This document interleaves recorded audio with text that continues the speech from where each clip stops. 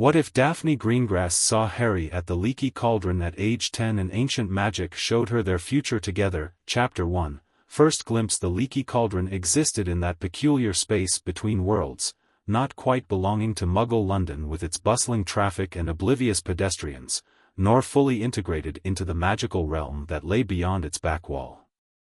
It was precisely this quality that made Hyperion Greengrass select it for his meeting with Roderick Knott that July morning, a meeting that his younger daughter had begged to accompany him to.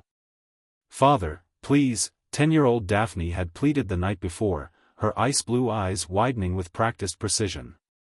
"Astoria gets to visit Diagon Alley with Mother tomorrow.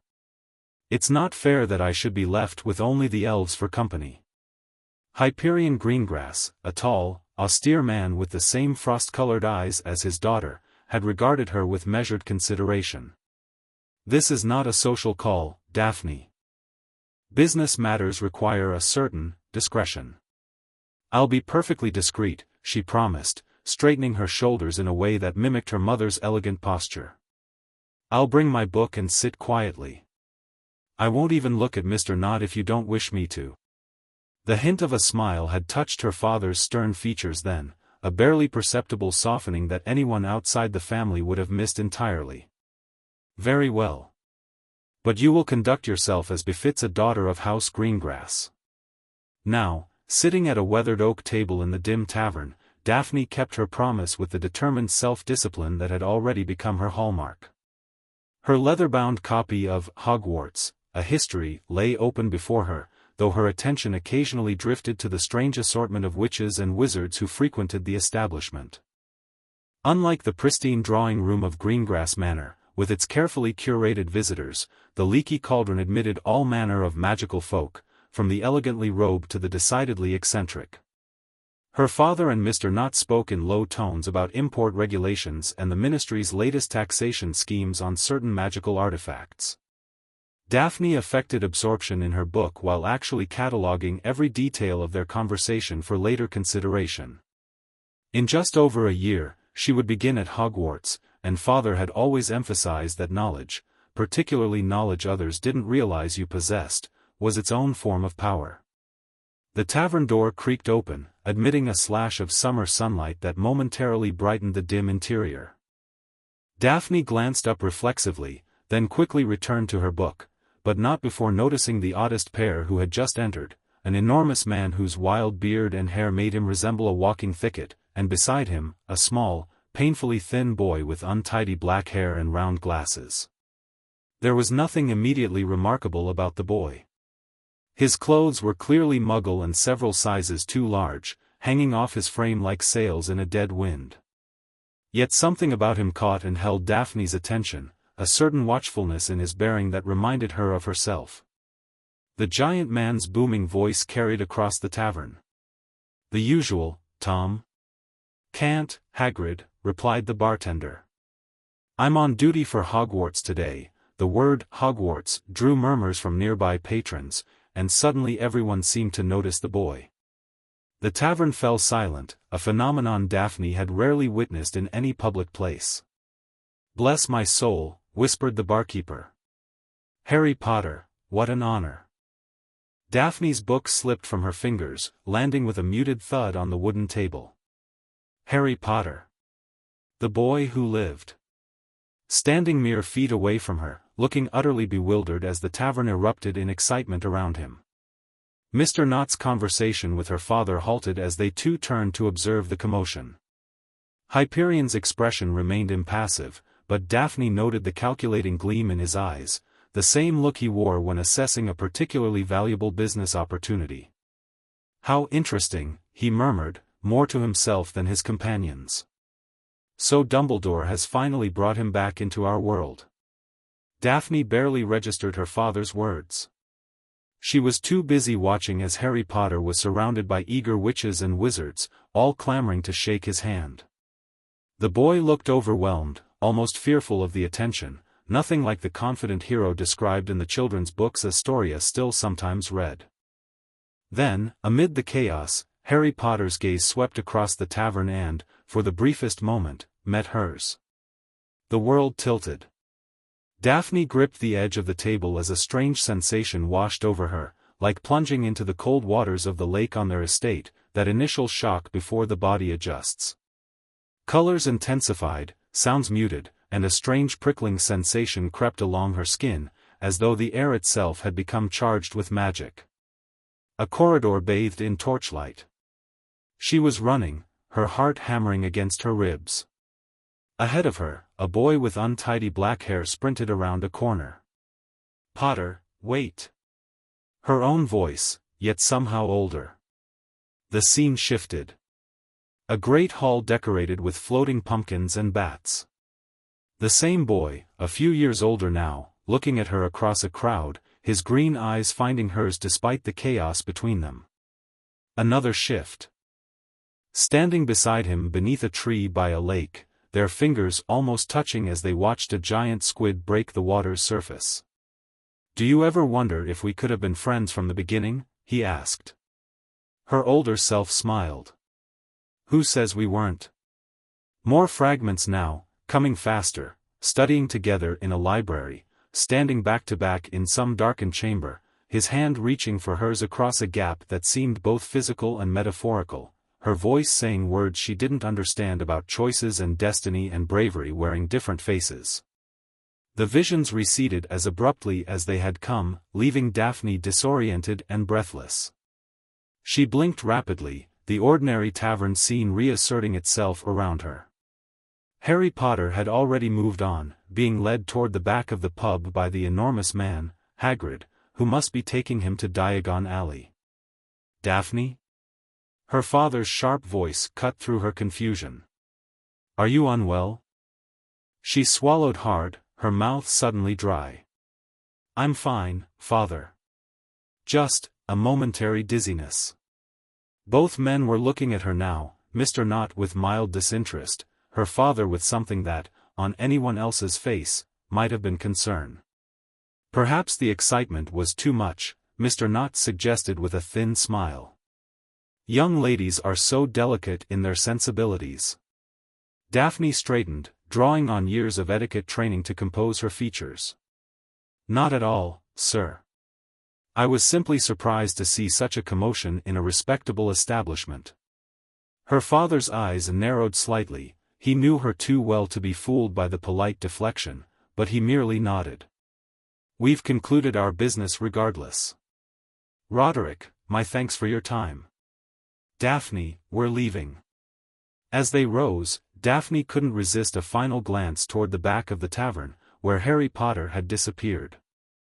Whatever had just happened, that strange vision or hallucination, had felt more real than anything she'd experienced before. And something deep within her, some instinct she couldn't name, told her it wasn't merely imagination. She needed to speak with her grandmother as soon as possible. Greengrass Manor stood among rolling green hills, its white stone walls and slate roof gleaming in the afternoon sunlight. Unlike some of the older pureblood estates with their forbidding Gothic architecture and centuries of accumulated magical oddities, the manor had been rebuilt in the 1800s with an eye toward classical elegance and subtle displays of wealth. Daphne found her grandmother in the West Garden, where she spent most summer afternoons tending to her collection of magical plants. Calliope Greengrass had once been a renowned herbologist before marriage and family obligations redirected her talents to more private pursuits. Now in her 70s, she remained straight-backed and sharp-eyed, her silver hair swept into an intricate knot at the nape of her neck. "Grandmother," Daphne called softly, approaching with measured steps along the gravel path. Calliope looked up from the shimmering silver-leafed plant she was pruning, her weathered hands steady despite their delicate work. "Daphne, dear. How was your excursion with your father?" Instead of answering directly, Daphne glanced around to ensure no one else was within earshot. Even the garden elves were working at the far end of the grounds. Something happened at the Leaky Cauldron. Something unusual.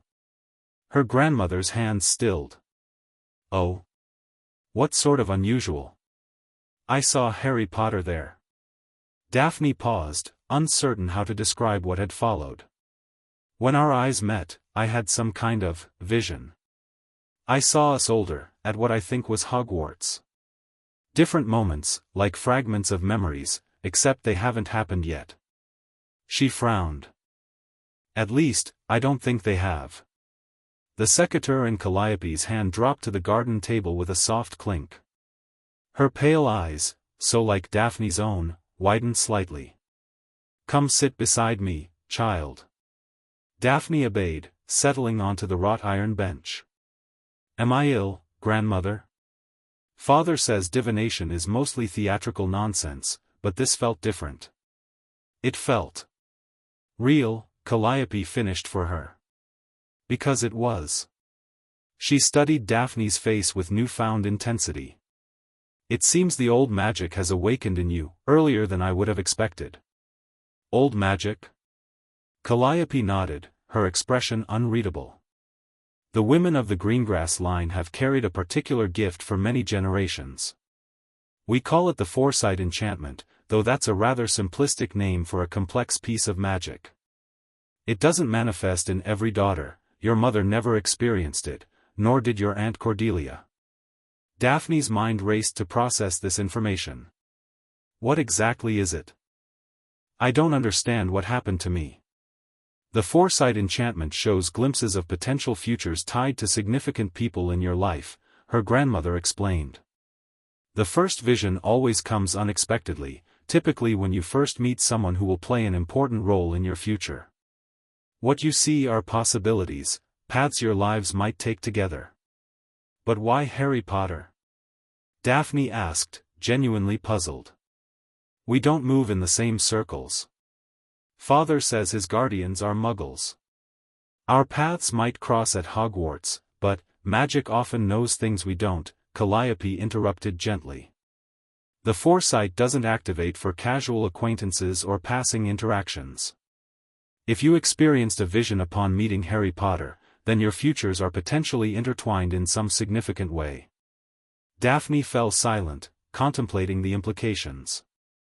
The fragments she'd seen suggested friendship, perhaps even closeness, with the boy who lived. For a daughter of House Greengrass, a family that had carefully maintained neutrality during the Wizarding War while many of their social peers supported the Dark Lord, such a connection carried complicated implications. Does Father know about this gift? She finally asked. Calliope's lips curved into a small smile. Your father respects our family's magical heritage, but he's a practical man who concerns himself with business and politics, not ancient enchantments. He knows of it, yes, but considers it a quaint tradition rather than practical magic. She reached out to take Daphne's hand. What exactly did you see in your vision? Daphne described the fragments as best she could recall them, the corridors, the great hall, the lake, the sense of connection between her older self and Harry Potter. Her grandmother listened intently, nodding occasionally. When Daphne finished, Calliope squeezed her hand gently. The foresight typically shows only possible futures, not certainties. What you do with this knowledge, whether you embrace these possibilities or turn away from them, remains your choice. But what if I want to understand more? Daphne asked. The visions were so brief, so confusing. With time and practice, you may gain more control, Calliope explained. Some women of our line have learned to summon the visions at will, though it requires concentration and a certain openness of mind. Others receive them spontaneously throughout their lives, particularly at moments of decision or change. A thought occurred to Daphne. Does Astoria have this ability too? It's too early to tell. The gift typically manifests between the ages of 10 and 13. Calliope's expression softened. But for now, this is your gift, Daphne. I suggest you keep it private, even within the family. Your mother wouldn't understand, and your father might worry about practical implications. Daphne nodded slowly. She was accustomed to keeping her thoughts to herself, observing more than participating. This would be one more thing to hold close. When you go to Hogwarts next year, her grandmother continued, you'll likely encounter Harry Potter again. The visions may return, or they may not. Either way, you'll have choices to make about how to proceed. What would you do, grandmother? Daphne asked. If you were me? Calliope was quiet for a long moment, her gaze drifting to the distant hills. The foresight showed me your grandfather when we were just 15, you know. I saw us building this garden together, saw the family we would create. A shadow crossed her face. I also saw other possibilities, paths not taken. That's the burden of the foresight, it shows you doors but cannot tell you which is best to open. She turned back to Daphne. I would watch, and wait, and gather information, all things you already excel at, my dear. When the moment feels right to act, you'll know. Trust your instincts as well as your intellect. From the house came the soft chime that signaled afternoon tea. Calliope rose, brushing soil from her robes. We should join the others. Your mother will be back from Diagon Alley with Astoria by now. As they walked back toward the house, Daphne's mind swirled with questions and possibilities. Harry Potter had seemed so ordinary in person, nothing like the heroic figure from stories, yet magic itself had marked him as significant to her future. Grandmother, she said as they reached the terrace doors, have you ever had visions that didn't come true? Calliope paused, her hand on the door handle. Many. The future is always in motion, Daphne. What the foresight shows are pathways, not destinations. She smiled faintly. That's both the blessing and the curse of our gift, knowing possibilities without certainties. Daphne considered this as they entered the cool interior of the manor.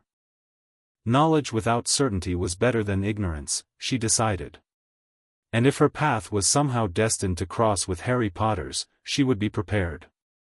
Platform 9 3/4 bustled with the controlled chaos of departure day. Steam billowed from the scarlet engine of the Hogwarts Express, swirling around the legs of students and parents as they navigated trunks, cages, and tearful goodbyes. Daphne stood beside her own meticulously packed trunk, her back straight, her expression carefully neutral despite the excitement fluttering in her chest. Beside her, Astoria bounced on her toes, far less concerned with appearing dignified. Write to me about everything, the younger girl insisted.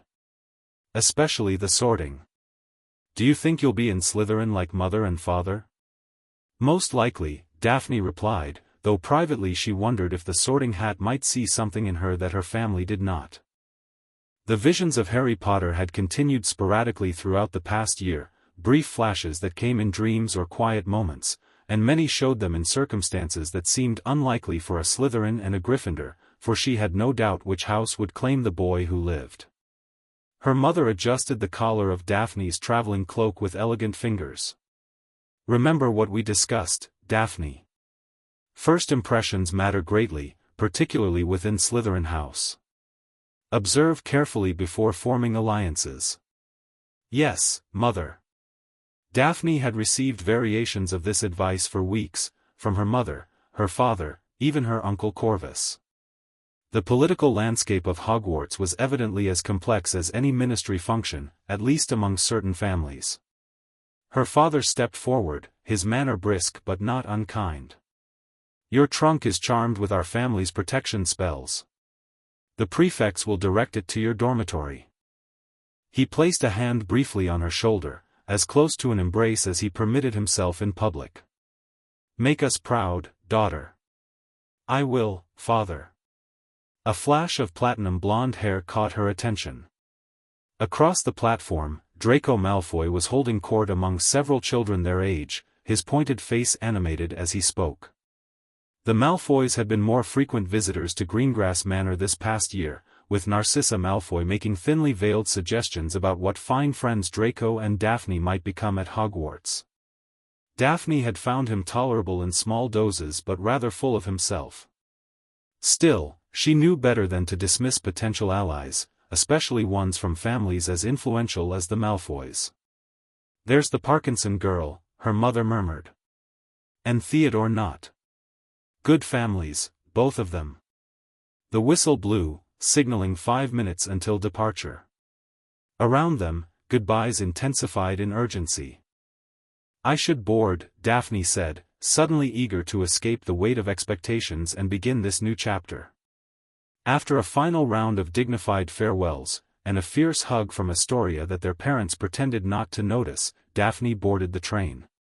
She moved purposefully down the corridor, glancing into compartments as she passed. Most were already filling up with students greeting friends after the summer holidays. She paused as she spotted a compartment containing only a small, black-haired boy staring out the window. Harry Potter. For a moment, she considered joining him, introducing herself directly, perhaps accelerating whatever connection the visions had revealed. But caution prevailed. Her family expected her to form appropriate alliances, and approaching Harry Potter immediately would draw attention and speculation she wasn't prepared to manage. Besides, the visions showed them connecting at Hogwarts, not on the train. She moved on, eventually finding a compartment where Tracy Davis, a half-blood girl she knew casually from social functions, sat with Theodore Knott. Daphne, Theo acknowledged with a nod as she entered. "Ready for sorting?" "Of course," she replied, settling onto the seat across from them and smoothing her robes. "Though I imagine there won't be much suspense for any of us." Tracy laughed. "Speak for yourself. My mother was a Ravenclaw, you know. Father thinks I might follow her." The conversation flowed easily as the train pulled out of the station. More students joined their compartment, Blaise Zabini with his perpetual look of elegant boredom, and later, Pansy Parkinson, who immediately launched into gossip about who had been seen with whom on the platform. "And did you see Draco?" Pansy gushed. "He's gone to find Harry Potter. Apparently, he's on the train. Some Weasley was bragging about meeting him." Daphne maintained her composed expression even as interest sparked within her. "Harry Potter? Are we certain he's actually attending this year?" "Of course he is," Pansy said dismissively. "He'd be our age, wouldn't he? Draco's father says Dumbledore has been keeping him hidden away with muggles of all things, but he'd have to come to Hogwarts eventually." "I imagine he'll be quite ordinary," Blaise drawled, examining his immaculate fingernails. "Famous for something he can't even remember doing as a baby." Theo shrugged. "My father says we shouldn't underestimate him. Whatever happened that night, it wasn't normal magic." The conversation shifted to speculation about their future classes and professors, but Daphne's thoughts remained on Harry Potter. What would happen when they met properly at Hogwarts? Would he remember their brief eye contact at the Leaky Cauldron? Would she experience more visions? Later, as they changed into their school robes, a bushy-haired girl with rather large front teeth poked her head into their compartment. "Has anyone seen a toad?" "A boy named Neville's lost one," she announced in a bossy sort of voice. "No toads here," Pansy replied with thinly veiled disdain. The girl's gaze swept over them, lingering briefly on Daphne before she nodded briskly. "If you see one, we're checking the whole train." She disappeared as abruptly as she'd arrived. "Definitely a Muggleborn," Pansy sniffed after she'd gone. "No proper witch would go door to door asking about someone else's toad." Daphne said nothing, though she privately thought the girl's forthright approach showed a certain practical determination. It wasn't a trait Slytherins typically advertised, but efficiency had its merits regardless of one's house. As darkness fell outside the windows, a prefect passed through announcing their imminent arrival. Daphne felt her heart rate accelerate slightly, though her outward calm never wavered. After a year of preparation and anticipation, she was finally about to enter Hogwarts, and whatever fate awaited her there. The Great Hall exceeded even Daphne's carefully managed expectations. Thousands of candles floated beneath a ceiling bewitched to mirror the clear night sky outside, their light glinting off golden plates and goblets laid out along 4 long house tables. At the front of the hall, the staff table overlooked everything, with Albus Dumbledore at its center in a chair that resembled a throne. As the first years filed in behind Professor McGonagall, Daphne spotted Harry Potter walking beside a tall, gangly red-haired boy who could only be a Weasley. Harry looked nervous, his eyes wide behind his glasses as he took in the magnificent hall. For a brief moment, Daphne was transported elsewhere, the great hall transformed for what looked like a formal event. Harry Potter, older and dressed in dark formal robes, extending his hand toward her across a dance floor. "May I have this dance, Miss Greengrass?" A smile playing at his lips, both teasing and sincere. She blinked and the vision dissipated, leaving her momentarily disoriented as she continued walking forward with the other first years. These flashes were becoming more frequent whenever Harry was nearby, and she wondered if that would prove problematic during their school years. Professor McGonagall placed a four-legged stool before them, upon which sat the ancient, patched Sorting Hat. Daphne listened politely to its song about the four houses, though she already knew their qualities and histories by heart. The sorting began. Hannah Abbott and Susan Bones went to Hufflepuff. Terry Boot and Mandy Brocklehurst joined Ravenclaw.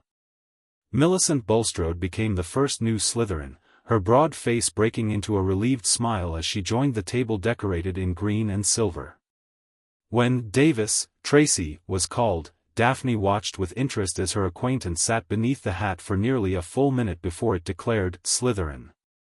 Tracy looked somewhat surprised but pleased as she hurried to join Millicent. Finch Fletchley, Justin, became a Hufflepuff. Then the bushy-haired girl from the train, Granger, Hermione, practically ran to the stool and jammed the hat on her head. After a surprisingly long deliberation, the hat shouted, "Gryffindor." "Greengrass, Daphne." She moved forward with measured steps, aware of being observed not only by her year-mates but by older students who recognized her surname. The Greengrass family might maintain political neutrality, but they were still an old pure-blood line with significant influence. The hat settled over her eyes, blocking out the great hall. "Interesting," a small voice spoke in her ear. "A sharp mind, certainly. Considerable ambition, though carefully concealed. But what's this? The foresight enchantment, awakened already? How fascinating." Daphne stiffened slightly. "You can see that?" "I see everything in your mind, Miss Greengrass. Including those glimpses of a certain famous young wizard. Curious connections, indeed." "That's private," she thought firmly. The hat seemed to chuckle. "Private, yes, but relevant to where you belong. There's courage here, you know. The quiet kind that builds slowly but holds firm when tested." "Gryffindor could." "No," Daphne interrupted. "My family expects Slytherin. Expectations are not always the best guide, Miss Greengrass. But I see your determination. You have plans within plans, don't you? Very well, Slytherin." The last word was shouted to the hall. Daphne removed the hat with steady hands, though her heart raced at how close she'd apparently come to defying family tradition. She glided toward the Slytherin table, accepting congratulatory nods from older students as she took her place beside Tracy. "Told you there wouldn't be much suspense," she murmured to the other girl. The sorting continued. Draco Malfoy was barely touching the stool before the hat declared him a Slytherin. He strutted to their table with unmistakable smugness, claiming a space that his hulking friends Crabbe and Goyle had saved for him. Theodore Nott joined them shortly after, followed by Pansy Parkinson and then Blaise Zabini, completing their year's Slytherin contingent. But it was Potter, Harry, that caused the hall to erupt in whispers. Daphne watched intently as Harry approached the stool. The hat dropped over his eyes, and the hall waited. And waited. Nearly a full minute passed, a surprisingly long deliberation for someone whose Gryffindor destiny seemed all but certain. Finally, the hat shouted, "Gryffindor." The Gryffindor table exploded with the loudest cheers yet. Daphne observed as Harry, looking relieved, hurried to join his new housemates. The Weasley twins were chanting, "We got Potter. We got Potter," while their older brother Percy shook Harry's hand vigorously. "No surprises there," Draco said dismissively, though Daphne detected a note of disappointment in his voice. "Father said he'd be Dumbledore's golden boy." "The hat took its time with him, though," Daphne remarked, unable to resist. "Perhaps it considered other options." Draco looked at her with slightly narrowed eyes. What difference would it make? He's chosen his side now. The feast that followed was magnificent, though Daphne ate sparingly, mindful of her mother's admonitions about proper etiquette even when faced with Hogwarts' legendary abundance. Around her, her new housemates discussed their families, summer travels, and expectations for their classes. "Father says Professor Snape favors Slytherins," Pansy said, gesturing toward the sallow-faced man at the staff table. "He's our head of house, you know." "As he should favor us," Draco replied. "The other houses are always aligned against Slytherin. Just look at how they're all fawning over Potter already." Daphne glanced toward the Gryffindor table. Harry was indeed surrounded by curious housemates, though he seemed more interested in his food than the attention. As she watched, he looked up suddenly in the direction of the staff table, his hand moving to his forehead as though in pain. A flash of vision struck her, Harry lying motionless on stone steps, blood trickling from a wound on his head. Someone screaming. Her own hands reaching out, shaking with fear or cold or both, she blinked hard, the disturbing image dissolving as quickly as it had formed. This vision had felt different, darker, more urgent somehow. "Daphne?" Tracy was looking at her curiously. "Are you all right? You went pale suddenly." "I'm fine," she replied smoothly. "Just a bit overwhelmed by all the noise after the quiet of the train." "It is rather chaotic," Theo agreed, his quiet voice almost lost amid the great hall's clamor. "Though I imagine the Slytherin common room will be more civilized." He was right.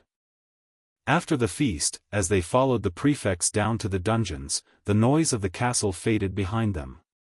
The Slytherin common room, when they finally entered through a concealed stone door, was exactly as her mother had described it, elegant and atmospheric, with greenish lamps casting light across dark leather sofas and elaborate carved chairs.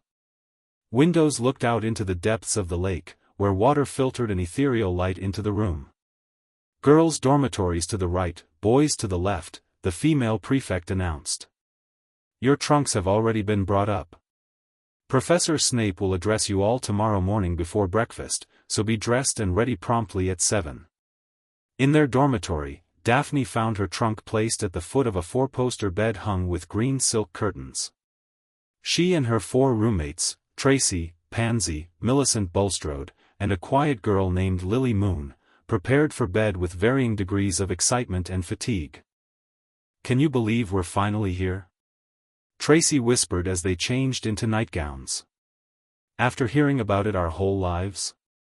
"It's exactly as Mother described," Pansy said, though her tone suggested she was slightly disappointed by this lack of surprise. Daphne said little, processing her own complex impressions of the day. As she slipped beneath cool sheets, her thoughts returned to Harry Potter and the visions that connected them. Whatever the Sorting Hat had seen in her mind, whatever possibilities lay ahead, she would approach them with the careful consideration that had always been her way. But as she drifted toward sleep, a tiny spark of excitement kindled beneath her composed exterior. The visions had shown her something her family's careful planning hadn't accounted for, a connection that crossed house lines and perhaps even the divided politics of the wizarding world. For the first time in her life, Daphne Greengrass faced a future she couldn't entirely predict or control. And some deeply hidden part of her welcomed it. The first few weeks at Hogwarts established patterns that would define Daphne's initial year. Outwardly, she was exactly what everyone expected, a composed, capable Slytherin who excelled in her studies and maintained appropriate pure-blood connections. She partnered with Theo Knott or Blaise Zabini in classes, sat with Tracy and Pansy at meals, and never gave Professor Snape cause to deduct points from his own house. But beneath this perfect adherence to expectations, Daphne observed. She watched Harry Potter in the classes they shared, noting how he struggled with potions under Snape's evident dislike, yet showed natural talent in defense against the dark arts despite Professor Quirrell's stuttering incompetence. She observed his friendship with Ron Weasley and, increasingly, with Hermione Granger, the bushy-haired Muggleborn who answered every question in class with hand-waving eagerness. The visions continued sporadically, brief flashes when she passed Harry in corridors or when their eyes met across classrooms. Most were fragmentary and benign, studying together in the library, walking beside the lake, sitting across from each other in what looked like the Three Broomsticks. But occasionally, more troubling images surfaced, Harry facing some unseen danger, both of them running from something in darkened corridors, a chessboard with massive pieces moving to attack. By Halloween, Daphne had developed a theory. The visions showed multiple possible futures, some more likely than others. The darker fragments felt more distant, less certain, warnings rather than predictions. She had written to her grandmother about this development, using carefully coded language in case the letter was intercepted. Calliope's reply had been thoughtful but cautious. "My dear Daphne, your observations about variations in clarity are astute. In my experience, the strength of a vision often correlates with its probability. However, even unlikely paths may become likely with the right choices, or wrong ones. I suggest keeping a private record of what you see. Patterns may emerge that are not immediately apparent. As for your other question, yes, in rare cases, proximity can increase the frequency of visions. Be mindful of this in your daily movements." With affection, Grandmother. The Halloween feast was underway, the great hall decorated with live bats and enormous carved pumpkins, when Professor Quirrell burst in, turban askew, terror on his face. "Troll, in the dungeons, thought you ought to know." He collapsed in a dead faint. The hall erupted in panic until Dumbledore shot purple firecrackers from his wand and ordered prefects to lead their houses back to dormitories. "But our dormitory is in the dungeons," Pansy hissed as they rose from the table. "The prefects know that," Theo replied calmly. "Look, they're conferring with Professor Snape now." Indeed, the Slytherin prefects were receiving alternate instructions, and soon they were being led not to the dungeons but toward an empty classroom on the second floor. As they filed out of the Great Hall, Daphne noticed Harry Potter and Ron Weasley breaking away from their housemates, heading in a different direction entirely. A vision flashed before her eyes, a monstrous troll, its massive club raised high. A small figure cowering beneath shattered wooden stalls. Harry Potter lifting his wand, determination and terror mingled on his face. She stumbled slightly, steadying herself against the wall as the vision receded. "Daphne?" Tracy was at her elbow immediately. "What's wrong?" For one wild moment, Daphne considered breaking away herself, following Potter and Weasley to wherever they were going, warning them of what she'd seen. But what could she possibly say? That she'd had a magical vision of them facing a troll? That she somehow knew they were heading into danger? "Nothing," she replied, recovering her composure. "Just caught my foot on the stairs." Later that evening, safely back in their common room, they learned that the troll had indeed been defeated, by Harry Potter and Ron Weasley, who had apparently rescued Hermione Granger from the girls' bathroom where the troll had wandered. "Sheer dumb luck," Draco scoffed when the news spread through Slytherin House. "Potter probably just blundered into it and got lucky." But Daphne knew better. The vision had shown her exactly what would happen, and it had come to pass. The implications were both fascinating and terrifying. If she could see dangerous events before they occurred, did she have some responsibility to prevent them? But how could she act without revealing her ability, or worse, being dismissed as crazy? That night, she began the journal her grandmother had suggested, recording every vision she could remember since that first encounter at the Leaky Cauldron. As she wrote, patterns indeed emerged, connections between certain locations and specific visions, recurring themes of danger alternating with moments of unlikely friendship.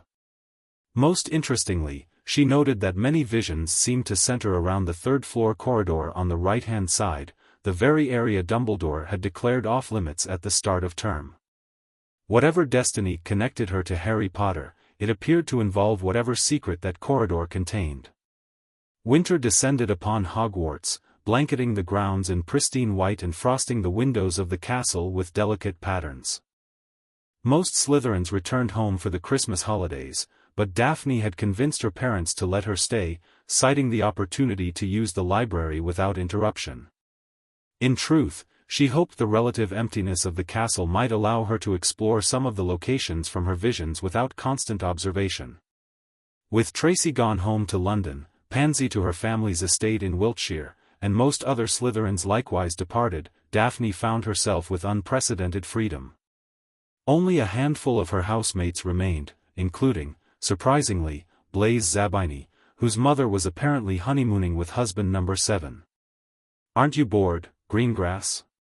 Blaise asked one morning, finding her in the common room with a stack of books. "There's hardly anyone here to maintain proper conversation." "I'm enjoying the quiet," she replied truthfully. "Besides, the library's historical section is practically deserted." Blaise raised an elegant eyebrow. "Historical research during holidays? You're either extremely dedicated or extremely dull." "Perhaps both," she said with the ghost of a smile. "What about you, Zabini? How are you occupying your time?" "Writing scathing letters to my mother's new husband and exploring parts of the castle the prefects don't show first years." He shrugged. "There's a rather impressive view from the astronomy tower when it's not filled with students pointing telescopes in the wrong direction." This casual revelation gave Daphne an idea. "I've been curious about some of the less-traveled corridors myself. The castle seems to have endless secrets." "Careful wandering alone, Greengrass," Blaise warned, though his tone remained light. "I've heard Filch is even more vindictive when there are fewer students to chase." Armed with this warning but determined nonetheless, Daphne spent the next few days conducting careful explorations of the castle. She visited the trophy room she'd seen in one vision, discovering a Quidditch cup with James Potter's name engraved among the Gryffindor team members.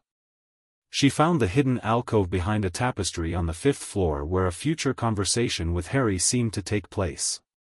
Most importantly, she examined the forbidden 3rd-floor corridor from a safe distance, noting the locked door at its end and the occasional sounds that emerged from behind it, sounds that resembled, disturbingly, the breathing of some massive creature. On Christmas morning, Daphne woke to a small pile of presents at the foot of her bed. Her parents had sent her an elegant silver bracelet with protective enchantments woven into its design. Her grandmother's gift was more intriguing, a small leather-bound journal with pages that would appear blank to anyone but its owner, accompanied by a note suggesting it might be more suitable for certain observations than her current record-keeping system. Astoria had sent her a package of homemade chocolate cauldrons, slightly misshapen but surprisingly delicious, and a drawing of what her little sister imagined Slytherin common room to look like, far more snakes than actually existed, and a strange abundance of skulls. After breakfast in the Great Hall, where she noted Harry Potter and the Weasleys wearing what appeared to be hand-knitted sweaters, Daphne decided to visit the library once more. As she rounded a corner on the 2nd floor, she nearly collided with someone coming from the opposite direction. "Sorry, Harry Potter stopped mid-apology, recognition flickering in his green eyes. "You're in Slytherin. First year, right?" Daphne felt a curious flutter in her stomach, nervousness, perhaps, at this first real interaction with the boy who had dominated her visions for over a year now. "Yes. Daphne Greengrass," she replied, keeping her voice even. "Happy Christmas, Potter." "Happy Christmas," he responded automatically, seeming surprised by her civil tone. Most interactions between Slytherins and Gryffindors, especially those involving Draco Malfoy, had been decidedly hostile. A moment of awkward silence stretched between them. "Have we met before?" Harry asked suddenly. "I mean, before Hogwarts? You seem familiar somehow." The flutter in Daphne's stomach intensified. "We saw each other briefly at the Leaky Cauldron last summer. When you were there with Hagrid." Harry's eyes widened with recognition. "That's right. You were sitting with some older men. I remember thinking you looked about my age." "My father and Mr. Knott," she confirmed. "Business meeting." Another silence fell, but before either could break it, the sound of approaching footsteps echoed down the corridor. Ron Weasley appeared, slightly out of breath. "Harry. There you are. I've been looking everywhere." He stopped, his expression cooling as he noticed Daphne. "What's going on?" "Nothing," Harry said quickly. "Just bumped into each other." "Heading back to the common room?" Weasley gave Daphne a suspicious glance but nodded. "Yeah. Hermione sent an owl. She might have found something about you-know-who." "You know, the thing we've been looking for?" Daphne maintained her neutral expression despite her immediate interest. "You-know-who? Were they referring to the Dark Lord? Or something else entirely?" "Right," Harry said. "We should go." He turned back to Daphne. "See you around, Greengrass." "Potter." "Weasley." She acknowledged them both with a slight nod before continuing on her way, though every instinct urged her to follow and learn what they were discussing. That night, a new vision came to her in dreams: the forbidden corridor. A massive three-headed dog, saliva dripping from 3 sets of razor-sharp teeth. Harry, Ron, and Hermione, facing the creature with determination and terror. A trapdoor beneath the dog's enormous paw. And below that, darkness that seemed to pulse with malevolence. She woke with a gasp, heart pounding.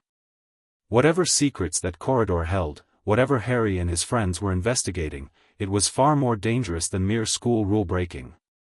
Winter melted into spring, and with it came mounting tension. Daphne's visions grew more frequent and disturbing, Harry confronting shadowy figures in the forbidden forest, a mirror showing impossible reflections, a stone the color of blood clutched in desperate hands. Meanwhile, the pressure of end-of-year exams bore down upon the first years. Daphne maintained her excellent academic standing, though she noted that Hermione Granger consistently outperformed everyone in their year, much to the dismay of several Slytherins who considered Muggle-born intellectual achievement something of an affront. "She's absolutely insufferable," Pansy complained one evening as they studied in the common room. "Did you see her in Charms today? Practically wrote an essay when Flitwick only asked for a one-sentence answer." "She's smart," Daphne said neutrally. "It would be more concerning if she weren't doing well." Draco looked up from his potions notes with a scowl. "Don't tell me you admire a mud." "I admire intelligence," Daphne interrupted coolly, regardless of its source. "And I prefer to know exactly how good my competition is." This pragmatic framing seemed to mollify Draco, though he still muttered something unflattering under his breath. Tracy gave Daphne a curious look. "You've been different lately. Quieter than usual." "Exam stress," Daphne replied with a dismissive wave. "Nothing significant." But there was more to her distraction than academics.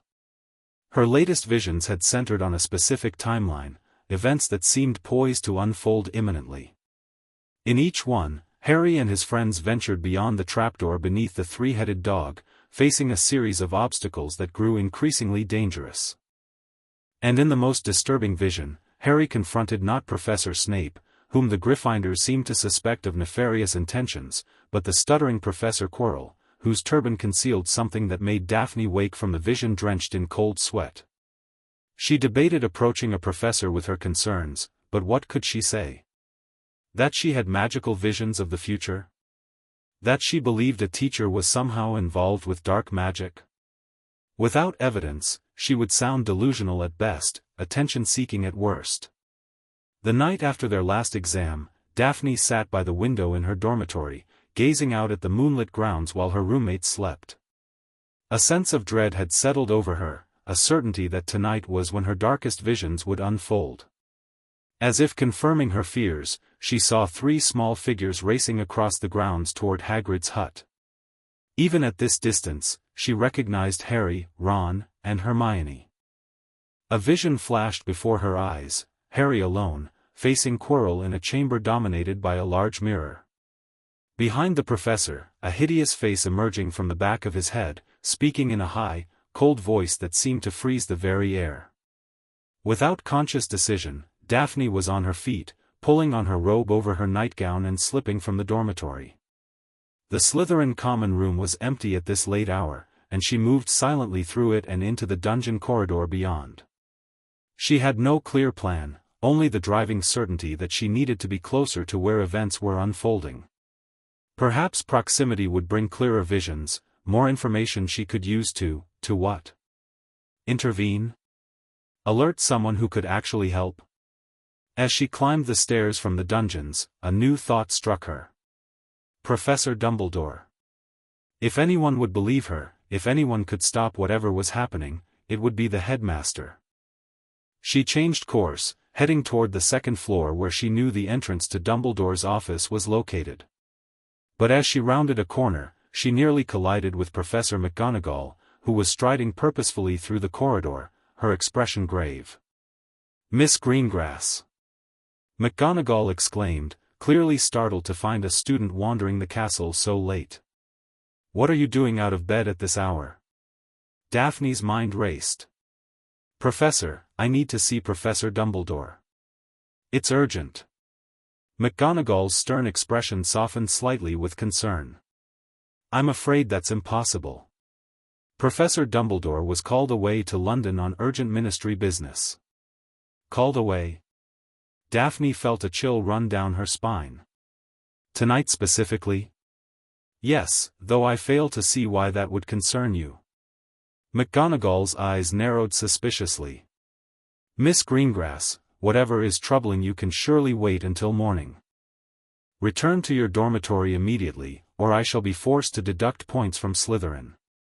Daphne hesitated. If Dumbledore was gone, if the timing was so convenient. "Professor, I think Harry Potter might be in danger," she blurted out. "The forbidden corridor, there's something evil." McGonagall's expression shifted from suspicion to alarm. "How do you know about?" She stopped herself, straightening to her full height. "Miss Greengrass, I assure you that the protections surrounding the third-floor corridor are quite sufficient. If you're concerned about Mr. Potter breaking school rules, I can investigate that matter, but I must insist you return to your dormitory now." It was clear the professor wasn't taking her seriously, or at least, not seriously enough. And without revealing her visions, Daphne had no way to convince her of the urgency. "Yes, Professor," she conceded reluctantly. "I apologize for the disturbance." McGonagall nodded briskly. "I'll escort you back to the Slytherin entrance." "And Miss Greengrass?" 5 points from Slytherin for being out after hours. As they walked in silence back toward the dungeons, Daphne's mind worked furiously. If she couldn't get help from the professors, perhaps there was still something she could do. A warning, a message, something to help Harry face what lay ahead. But by the time she was back in her dormitory, watching McGonagall's retreating figure through a crack in the door, she knew it was too late. Whatever was happening in the depths beneath the third-floor corridor was already in motion. Her visions had shown her a future she was powerless to change. Or was she? Grandmother had said the visions showed possibilities, not certainties. If that was true, then perhaps outcomes could still be influenced, even now. Daphne returned to her bed but did not sleep. Instead, she closed her eyes and focused as she never had before on Harry Potter and the danger she sensed he faced.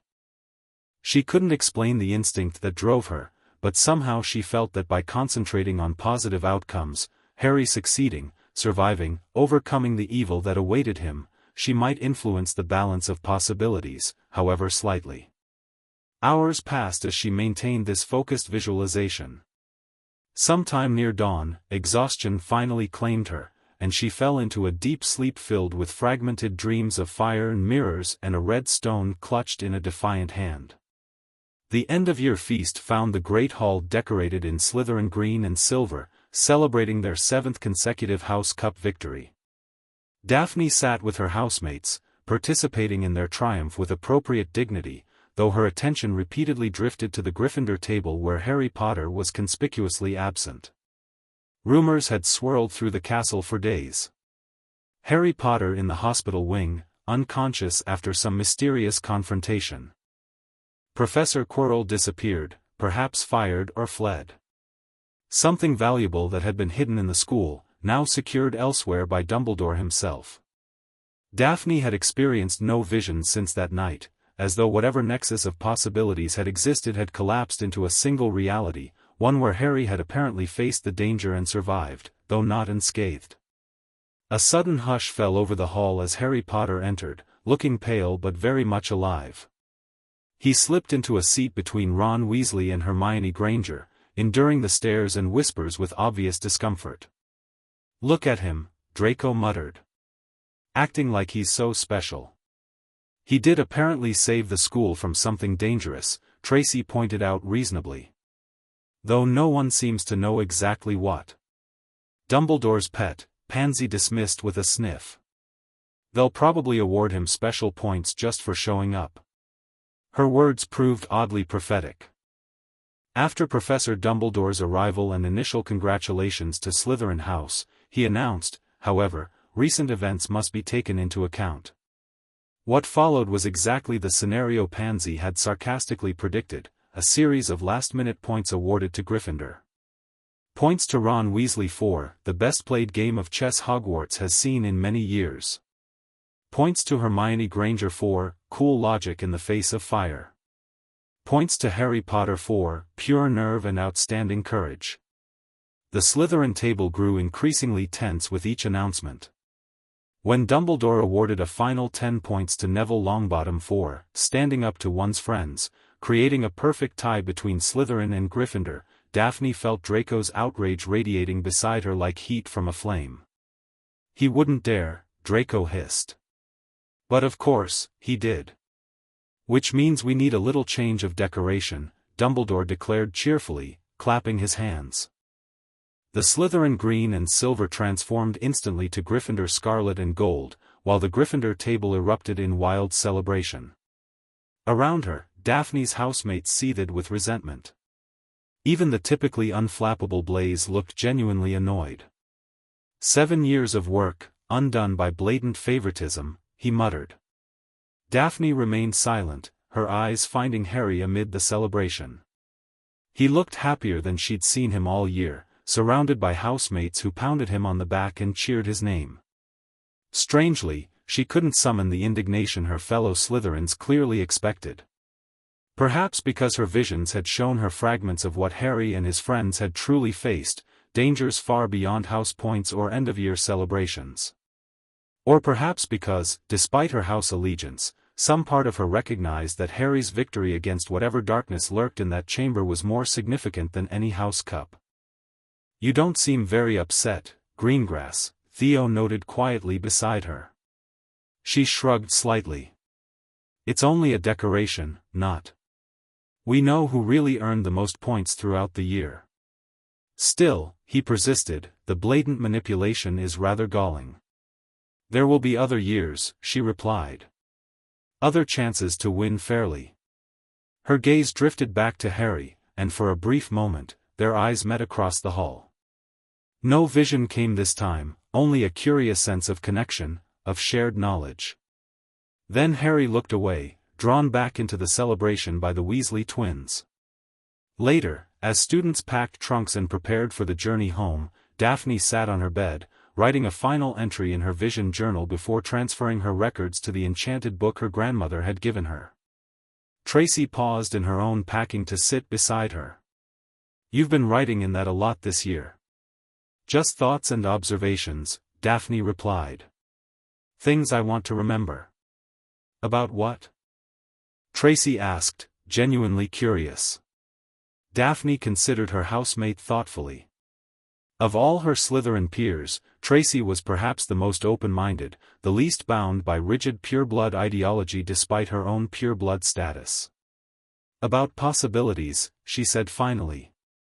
"Things that might happen, or might not." Tracy looked puzzled but didn't press further. "Will you write to me this summer? My parents are taking me to France for a month, but I'll be dreadfully bored otherwise." "Of course," Daphne smiled slightly. "Someone has to keep you informed about proper British magical society while you're eating too many pastries in Paris." As the Hogwarts Express carried them back toward London the next day, Daphne found herself in a compartment with Tracy, Theo, and Blaise, a quieter group than those dominated by Draco's loud complaints about Gryffindor favoritism or Pansy's gossip about summer social engagements. Midway through the journey, Daphne excused herself to use the lavatory. As she made her way down the corridor, she passed a compartment where Harry sat with Ron and Hermione, the three of them sharing what looked like a package of every flavor beans and laughing. Harry glanced up as she passed, surprise flickering across his face as he recognized her. On impulse, Daphne paused and slid the compartment door open slightly. "Potter," she said with a small nod. "I'm glad to see you recovered."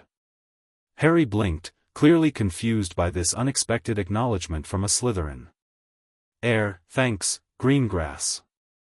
Ron looked suspicious, while Hermione observed with open curiosity. "Perhaps next year will be less eventful," Daphne added. "Though somehow I doubt it." A shadow passed over Harry's face, quickly replaced by a tentative smile. "Probably not, if it's anything like this one. Then I suppose we'll all need to be prepared."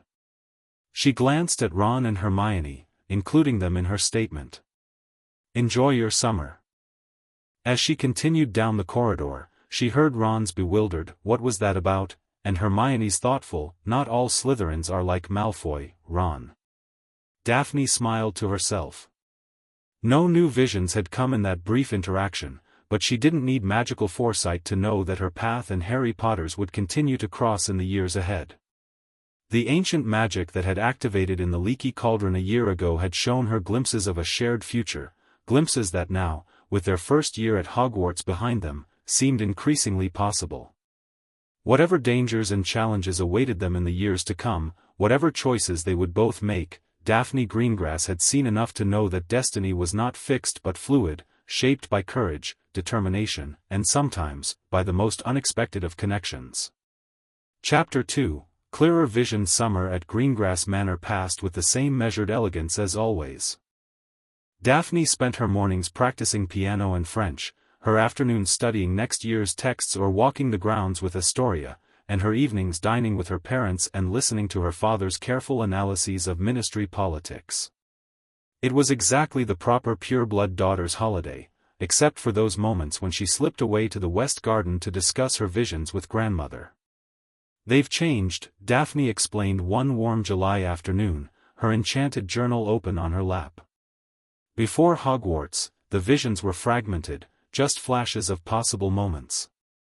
But after spending a year near him, they're becoming more coherent. Like scenes rather than glimpses. Calliope Greengrass nodded thoughtfully as she pruned her whispering roses, which leaned toward each other as if sharing secrets. The foresight responds to proximity and familiarity. The more you know someone, the clearer their potential futures become to you.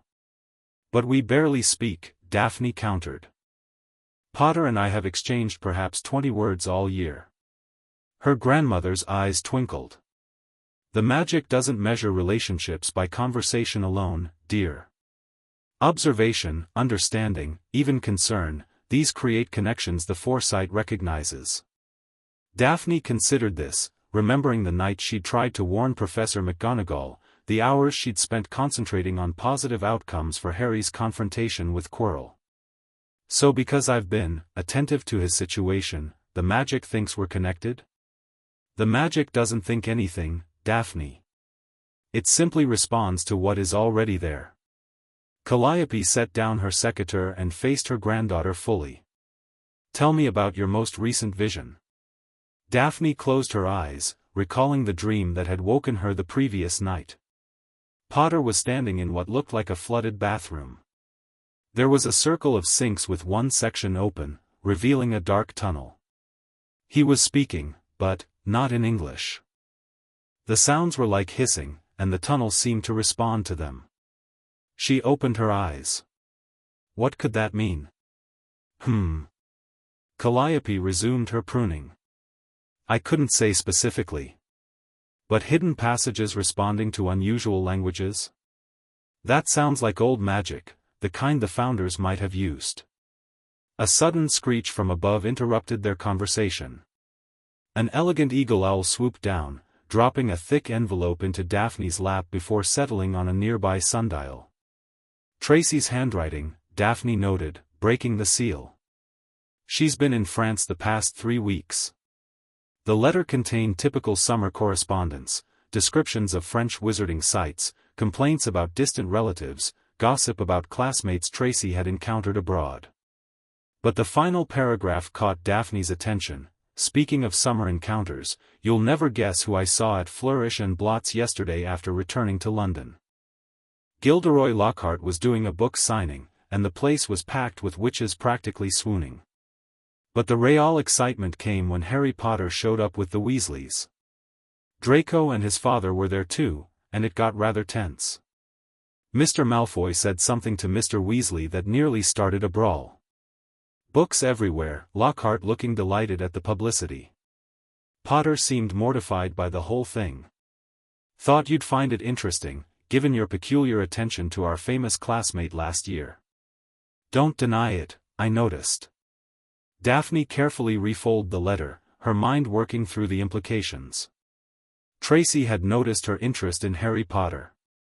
Had others? And what was this confrontation between Arthur Weasley and Lucius Malfoy about?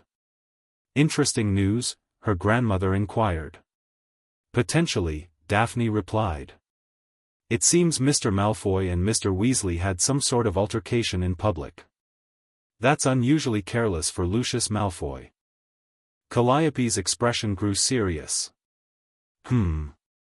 When powerful wizards lose their composure in public, it often signals deeper currents moving beneath the surface.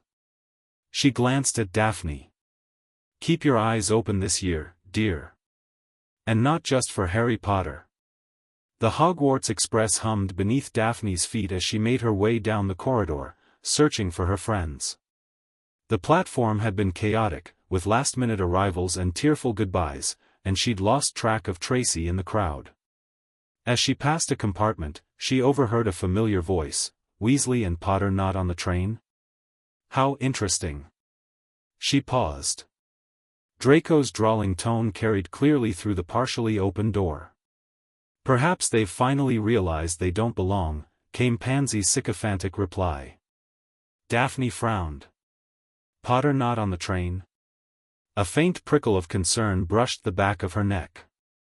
Before she could decide whether to investigate further, someone called her name. "Daphne! Over here!" Tracy waved from a compartment several doors down.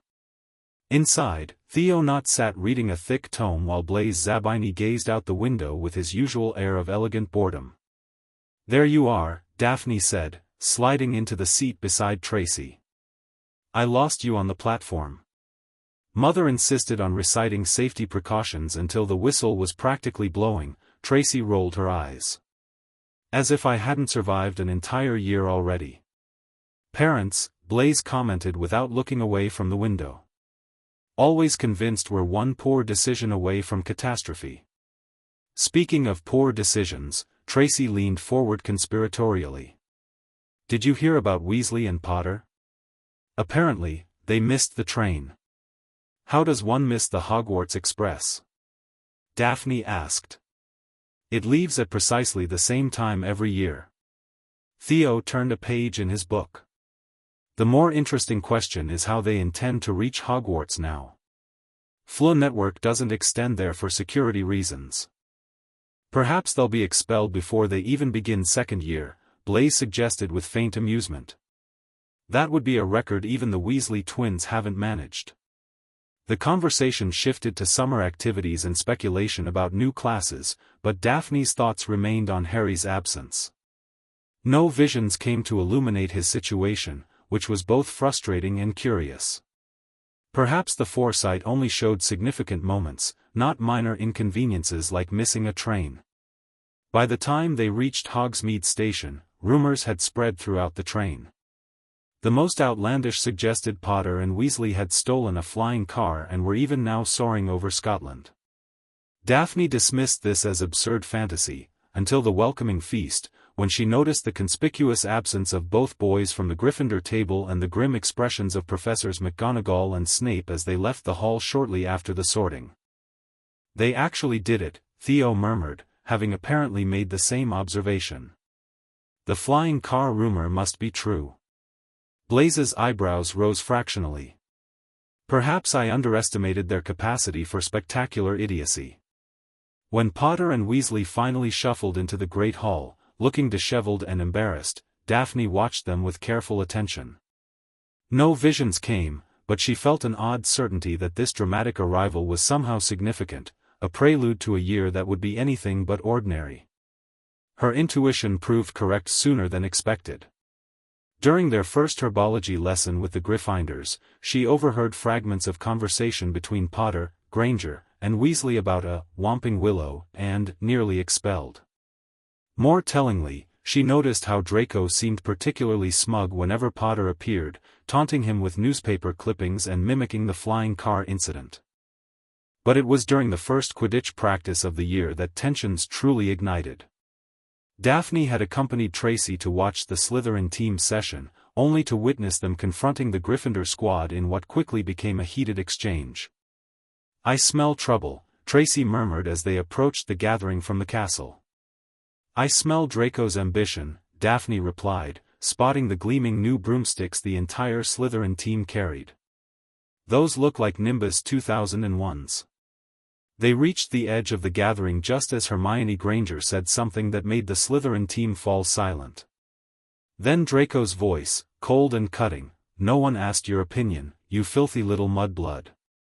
The reaction was immediate, Gryffindor outrage erupting as Ron Weasley whipped out his wand. But when he attempted to hex Draco, his broken wand backfired spectacularly, sending him sprawling onto the grass and vomiting slugs. As the Gryffindors hurried Weasley away and the Slytherin team dissolved into laughter, Daphne remained silent.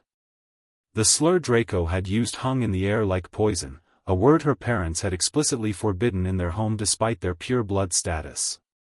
"He shouldn't have said that," she murmured to Tracy as they walked back toward the castle. Tracy glanced at her in surprise. "I thought you didn't care about blood politics." "I don't," Daphne clarified. "But there's a difference between private beliefs and public cruelty. Words like that don't just hurt the target, they reflect poorly on the speaker." "Careful," Tracy warned with a small smile. "You're starting to sound like my mother. Next you'll be telling me that proper ladies never show anger in public." "Well, they don't," Daphne replied primly, then allowed herself a slight smile. "They arrange for others to express it on their behalf." Later that evening, as she sat in the Slytherin common room pretending to read while actually observing her housemates, Daphne noticed something curious. Draco, usually so eager to recount his confrontations with Potter, seemed subdued. He sat with Crabbe and Goyle, but his typical animation was missing. A vision flashed before her eyes, Draco alone in a bathroom, gripping a sink with white knuckles, tears streaming down his face. His reflection in the mirror showed a boy terrified, drowning in expectations he couldn't meet. She blinked, the image fading as quickly as it had come. That was different. The foresight had never shown her visions of anyone except in relation to Harry Potter before. And this glimpse of Draco, vulnerable, frightened, contradicted everything she thought she knew about him. Before she could consider the implications, a ripple of whispers spread through the common room. 2 fifth-year prefects had entered, their expressions unusually serious as they gathered the younger students. "Listen carefully," the female prefect announced. "There's been an incident. Mrs. Norris, Filch's cat, has been found petrified." Murmurs of confusion rose from the assembled students. Furthermore, the prefect continued, "A message was written on the wall nearby, the Chamber of Secrets has been opened. Enemies of the air, beware." The common room fell silent. Daphne felt a cold weight settle in her stomach.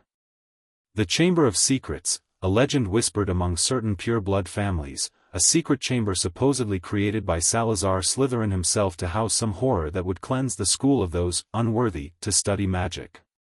"Professor Snape has instructed us to remind you that spreading rumors or panic is unacceptable," the male prefect added severely. "You will maintain Slytherin dignity at all times. That said, until this situation is clarified, no student should walk the corridors alone. As the prefects dismissed them, excited chatter broke out among the students. "The Chamber of Secrets!" Pansy exclaimed. "My grandfather always said it was real, but Mother told him not to fill my head with stories."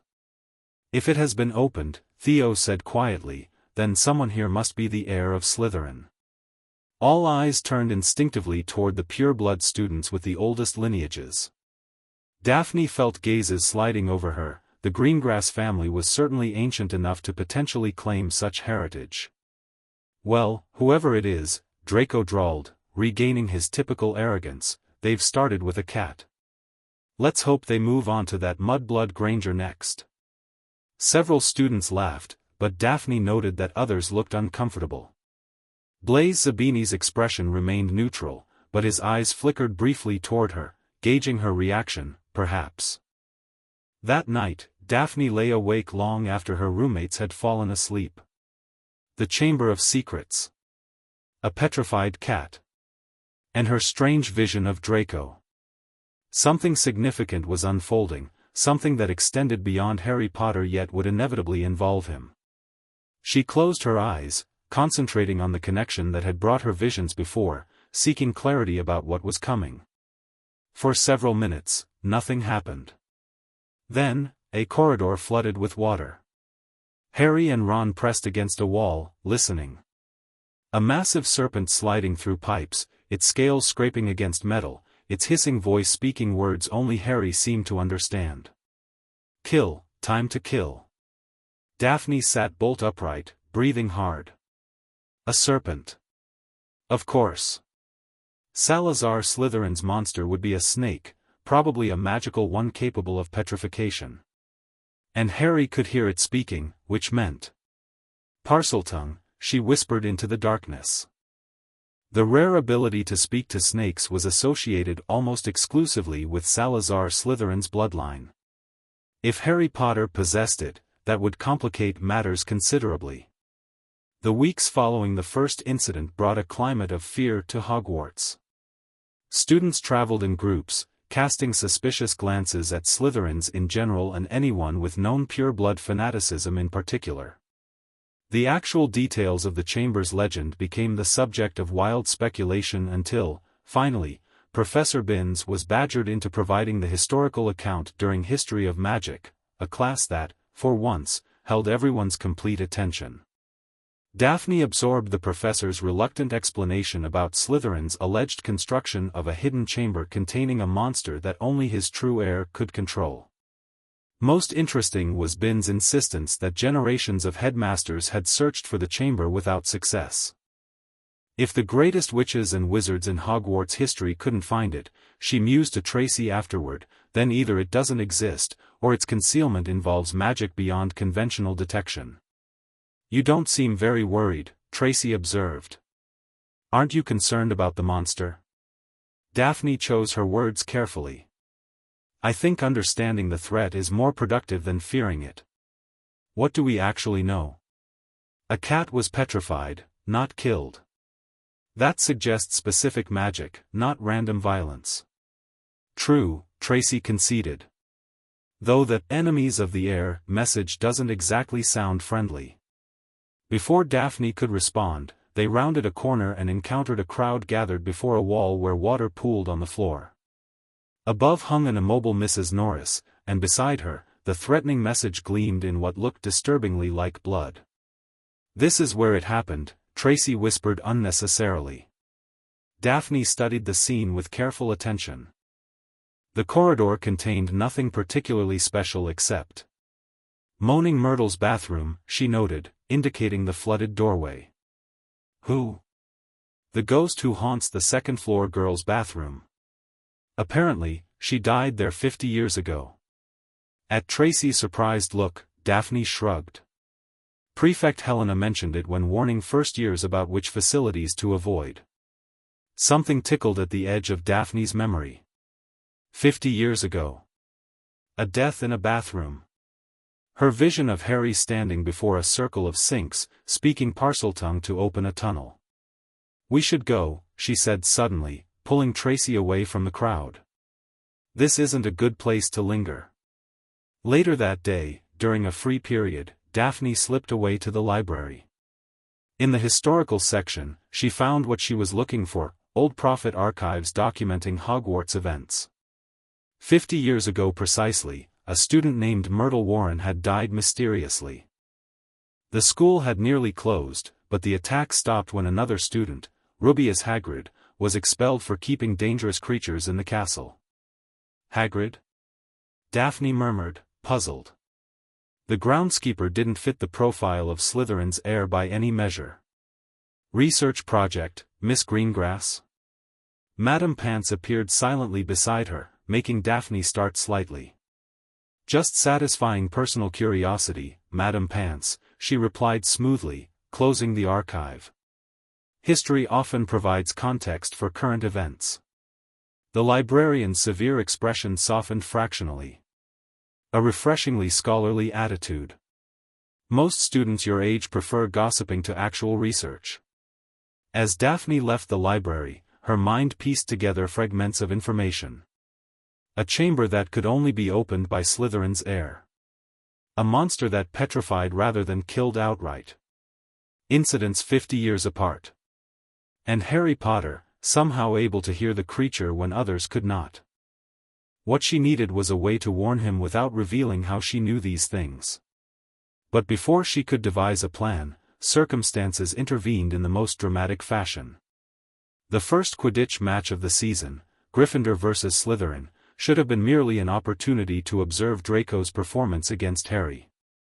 Instead, it became a spectacle of a different sort when a rogue bludger seemingly decided to focus exclusively on Harry, ignoring all other players and repeatedly trying to smash into him regardless of the Weasley twins' best defensive efforts. From the Slytherin stands, Daphne watched with increasing concern as Harry dodged the persistent bludger while simultaneously searching for the snitch. When he finally spotted the golden ball, his desperate dive brought him within feet of where Draco hovered, too busy mocking Harry to notice the snitch himself. The moment Harry closed his fingers around the snitch, the bludger smashed into his arm with sickening force. Even from a distance, Daphne could see the unnatural angle of his limb as he spiraled toward the ground, somehow managing a one-handed landing. That looked painful, Blaise remarked beside her with clinical detachment. Before Daphne could respond, a worse spectacle unfolded. Professor Lockhart had rushed onto the field and was now pointing his wand at Harry's injured arm.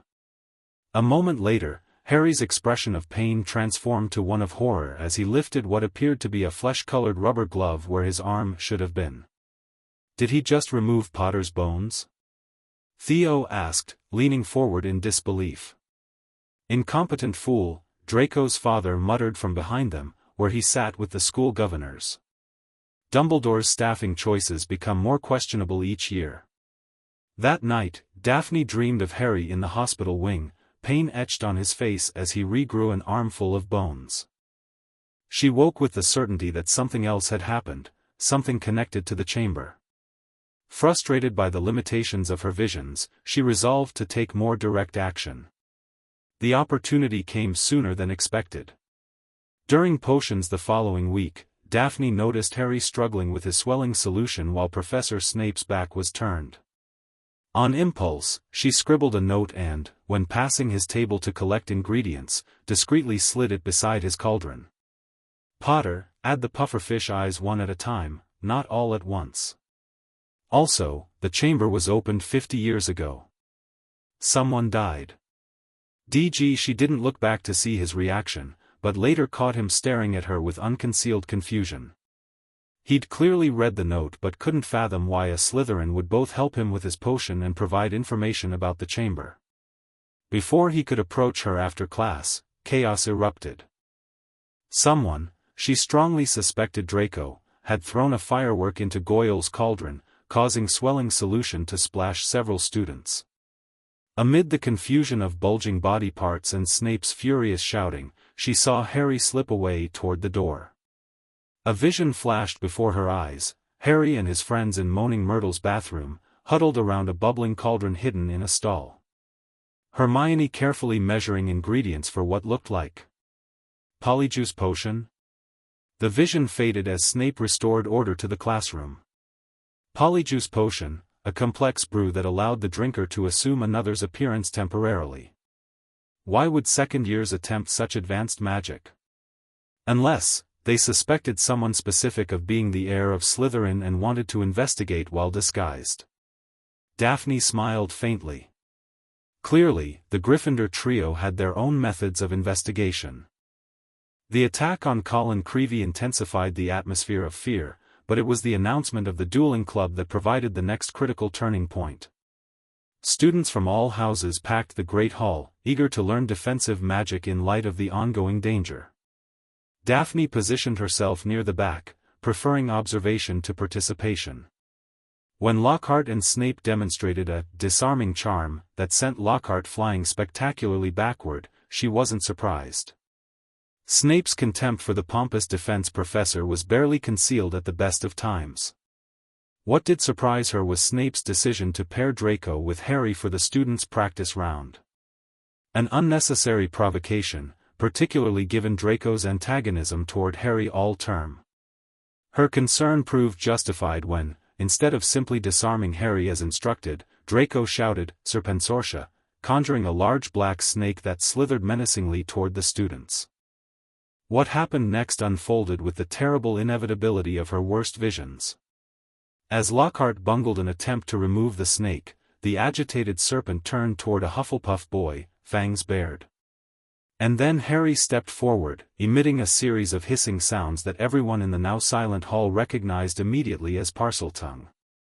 The snake subsided, but the damage was done. Horror and suspicion filled every face turned toward Harry, who seemed bewildered by their reactions until his friends dragged him from the hall.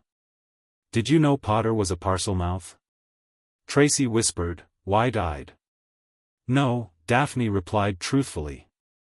She had suspected based on her visions but hadn't known for certain until this moment. Around them, the Slytherin reaction was mixed, some looked shocked, others calculating, a few almost pleased. Draco's expression was particularly interesting, beneath his smirk lurked something like fear. "Well, that settles who the heir is," Pansy declared loudly. "Who else but Potter could be Slytherin's descendant? He speaks the language." Daphne raised an eyebrow. "Your historical knowledge is lacking, Pansy. Potter's father was from an old pureblood family but not one connected to Slytherin. His mother was Muggle-born." "Then how do you explain the Parseltongue?"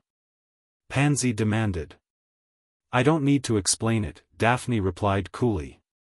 "But jumping to conclusions without evidence is rarely wise." Nevertheless, the school at large made exactly that jump. By the following day, students were openly avoiding Harry in corridors, whispering behind their hands as he passed. The situation only worsened when, during the next snowfall, Justin Finch-Fletchley and nearly headless Nick were found petrified near the library, shortly after Harry had been seen heading in that direction. On the last day before Christmas holidays, Daphne found herself alone in the library, researching magical creatures capable of petrification. Her visions had convinced her that a serpent was involved, but the specific type remained elusive. Given the monster's ancient origins and lethal reputation, she expected to find it among the most dangerous magical creatures. "Excuse me," a voice interrupted her concentration.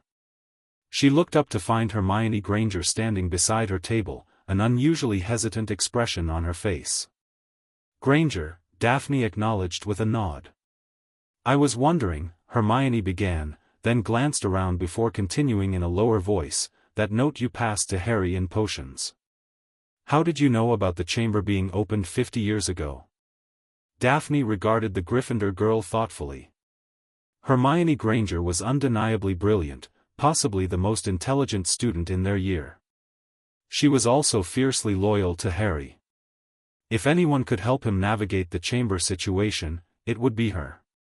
"Historical research," she replied finally. "The facts are there for anyone willing to look." "And why would you share that information with Harry?"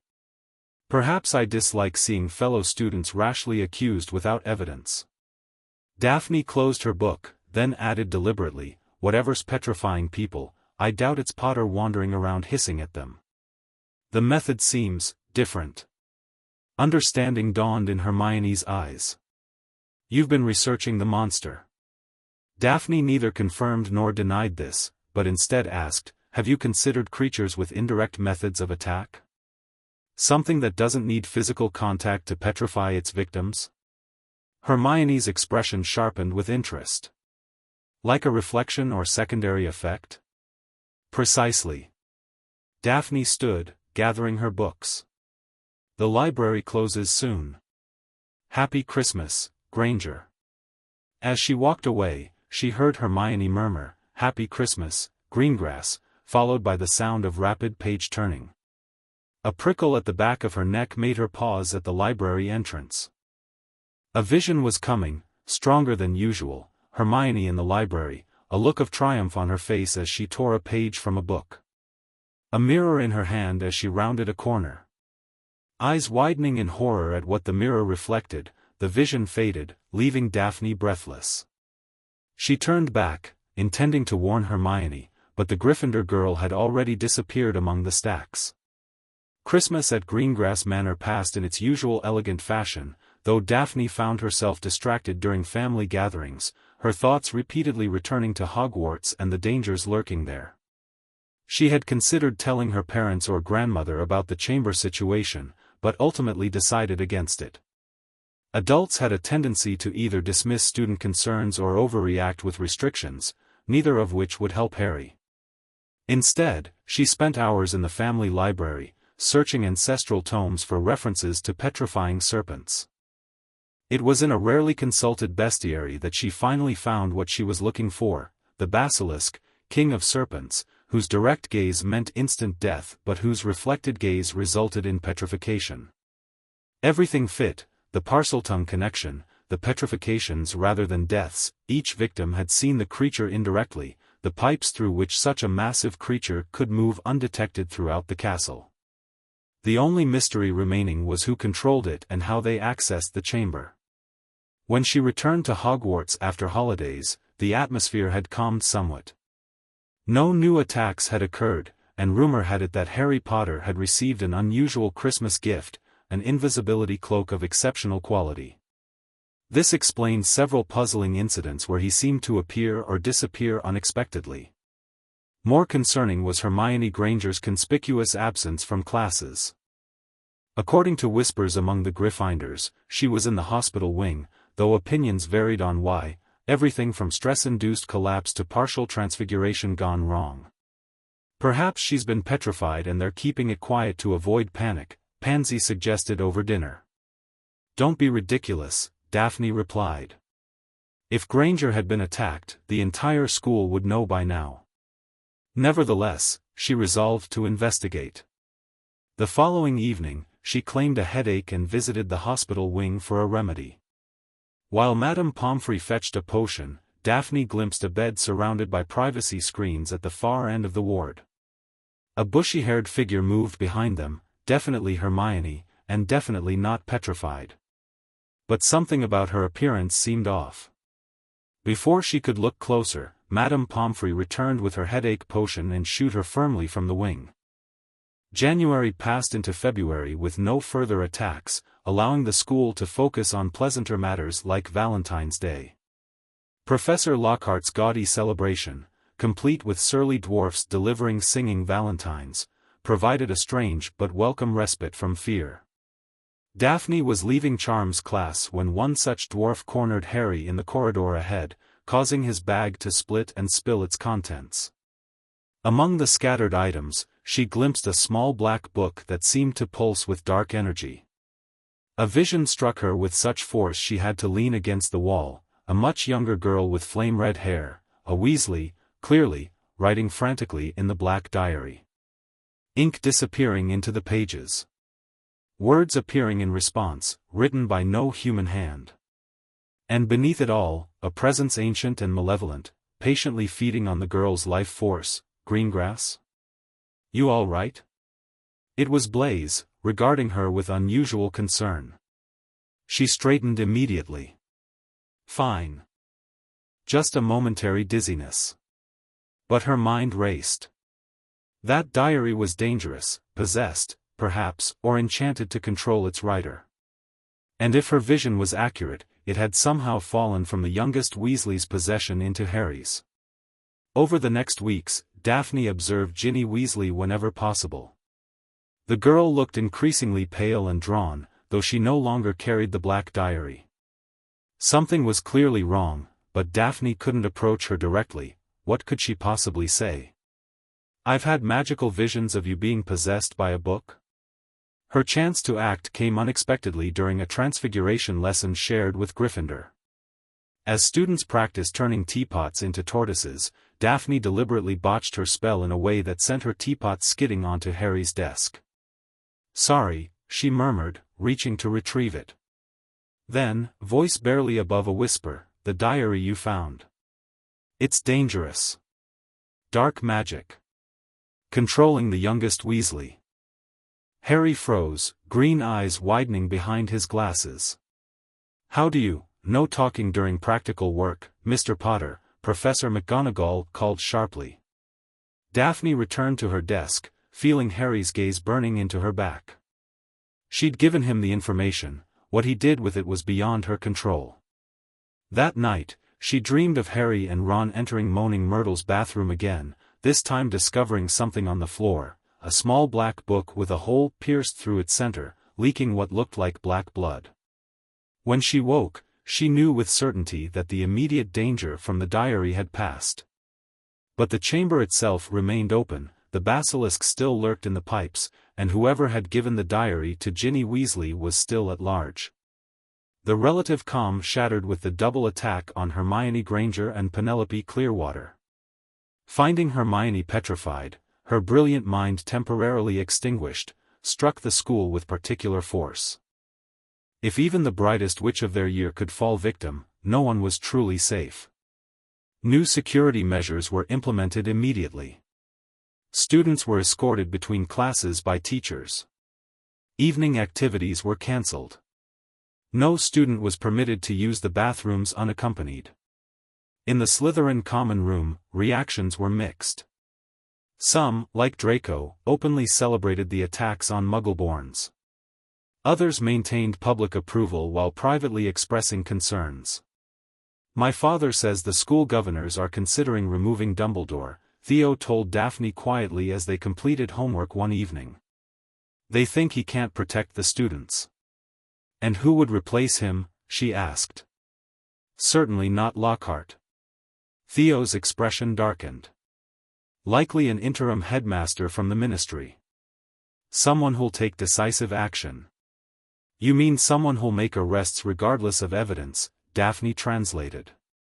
"Starting with Hagrid, I imagine." Theo looked at her sharply. "How did you know about Hagrid?" She shrugged. "Historical parallels. He was expelled the last time the chamber was opened." Before Theo could respond, the common room door opened and Professor Snape entered, an unusual occurrence outside his weekly house addresses. The room fell silent immediately. "All students will return to their dormitories at once," he announced without preamble. "No exceptions. Prefects, ensure compliance." "Professor," Pansy called, "what's happened? Has there been another attack?" Snape's expression remained impassive. "A student has been taken into the chamber itself. The school will likely close tomorrow. Now, to your dormitories." Stunned silence followed his departure, quickly replaced by fearful whispers. "Taken into the chamber?" Millicent Bulstrode echoed. "You mean, not just petrified?" "Who was it?" someone asked. No one knew, but as they reluctantly headed toward their dormitories, Daphne felt the familiar prickle of an approaching vision. She barely made it into a bathroom stall before it overwhelmed her, the Chamber of Secrets, vast and dimly lit. Enormous serpent statues lining a walkway that led to a massive stone face. On the wet floor lay a small, red-haired figure, Ginny Weasley, deathly pale. And standing over her, a handsome teenage boy who seemed oddly transparent at the edges, twirling a wand between his fingers and waiting for Harry Potter. The vision continued, showing Harry's arrival, his confrontation with the memory form of Tom Riddle, the basilisk's attack, and finally, a phoenix, a sorting hat producing a silver sword, the basilisk's death, and the diary's destruction by Basilisk Fang.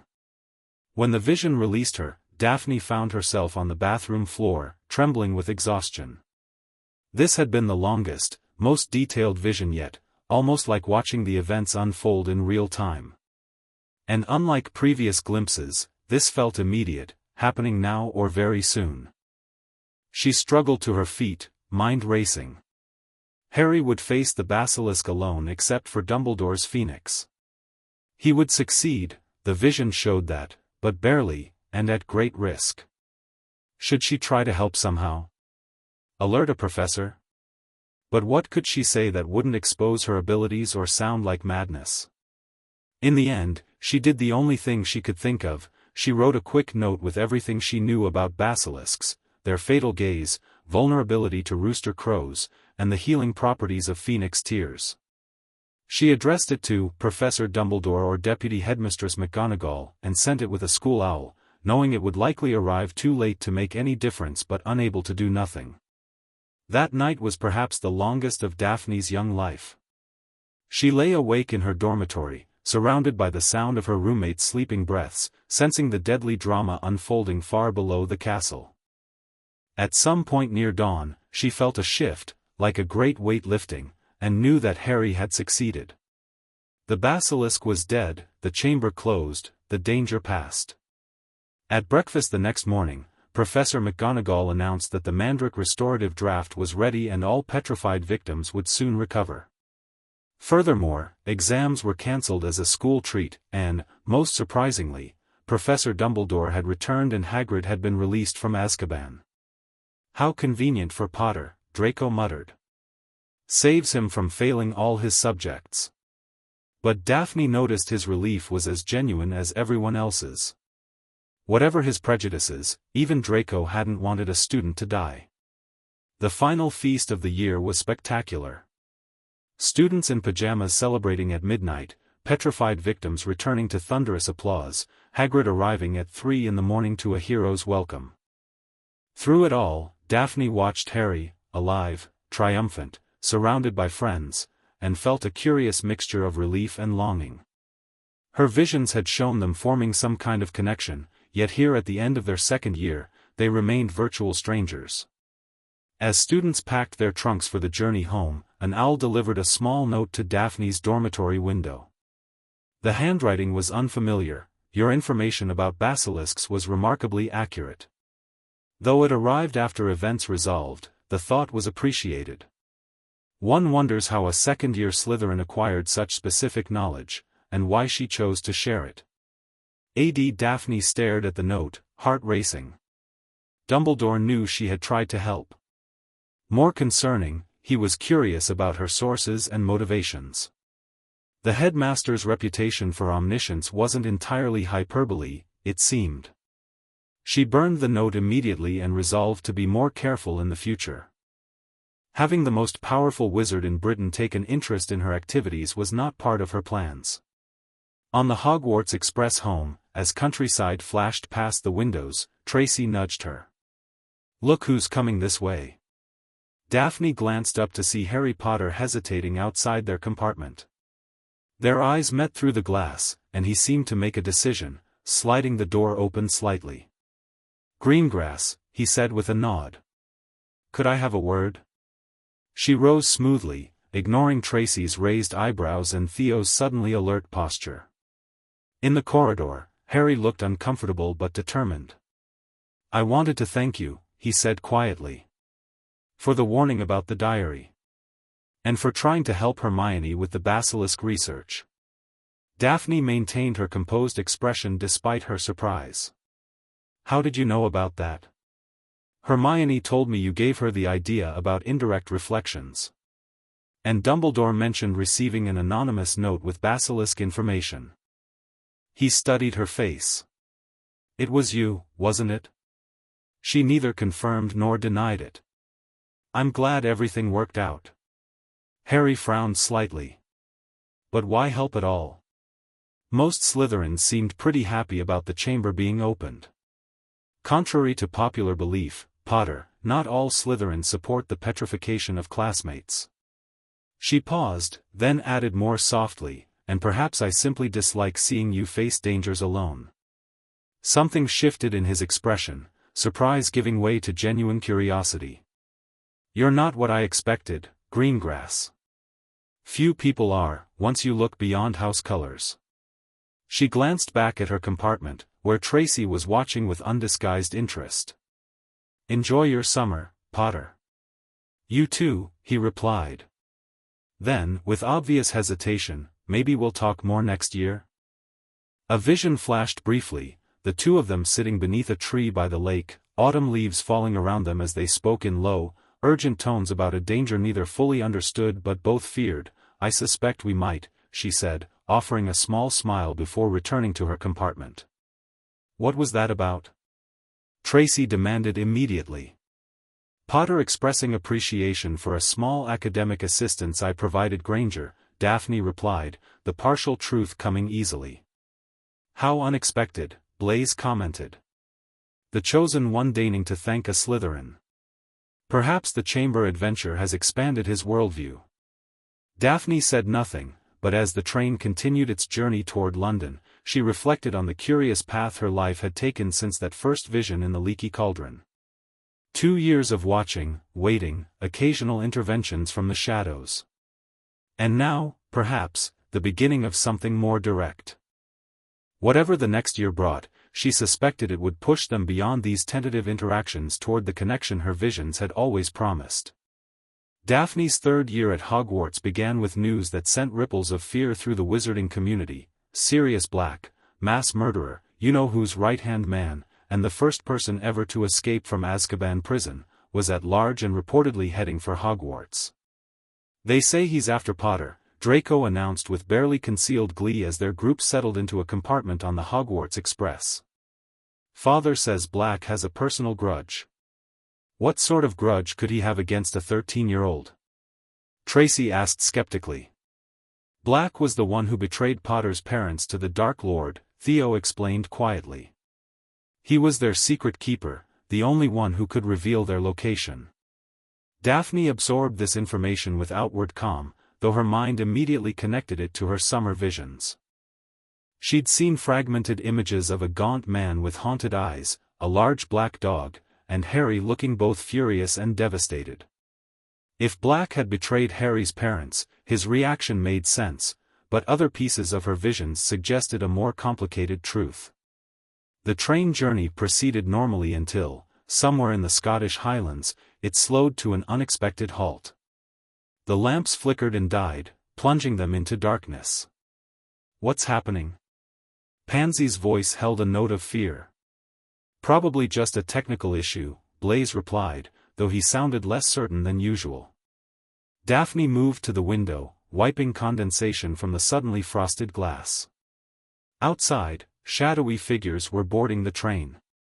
Dementors, she whispered, recognizing the hooded shapes from her father's descriptions.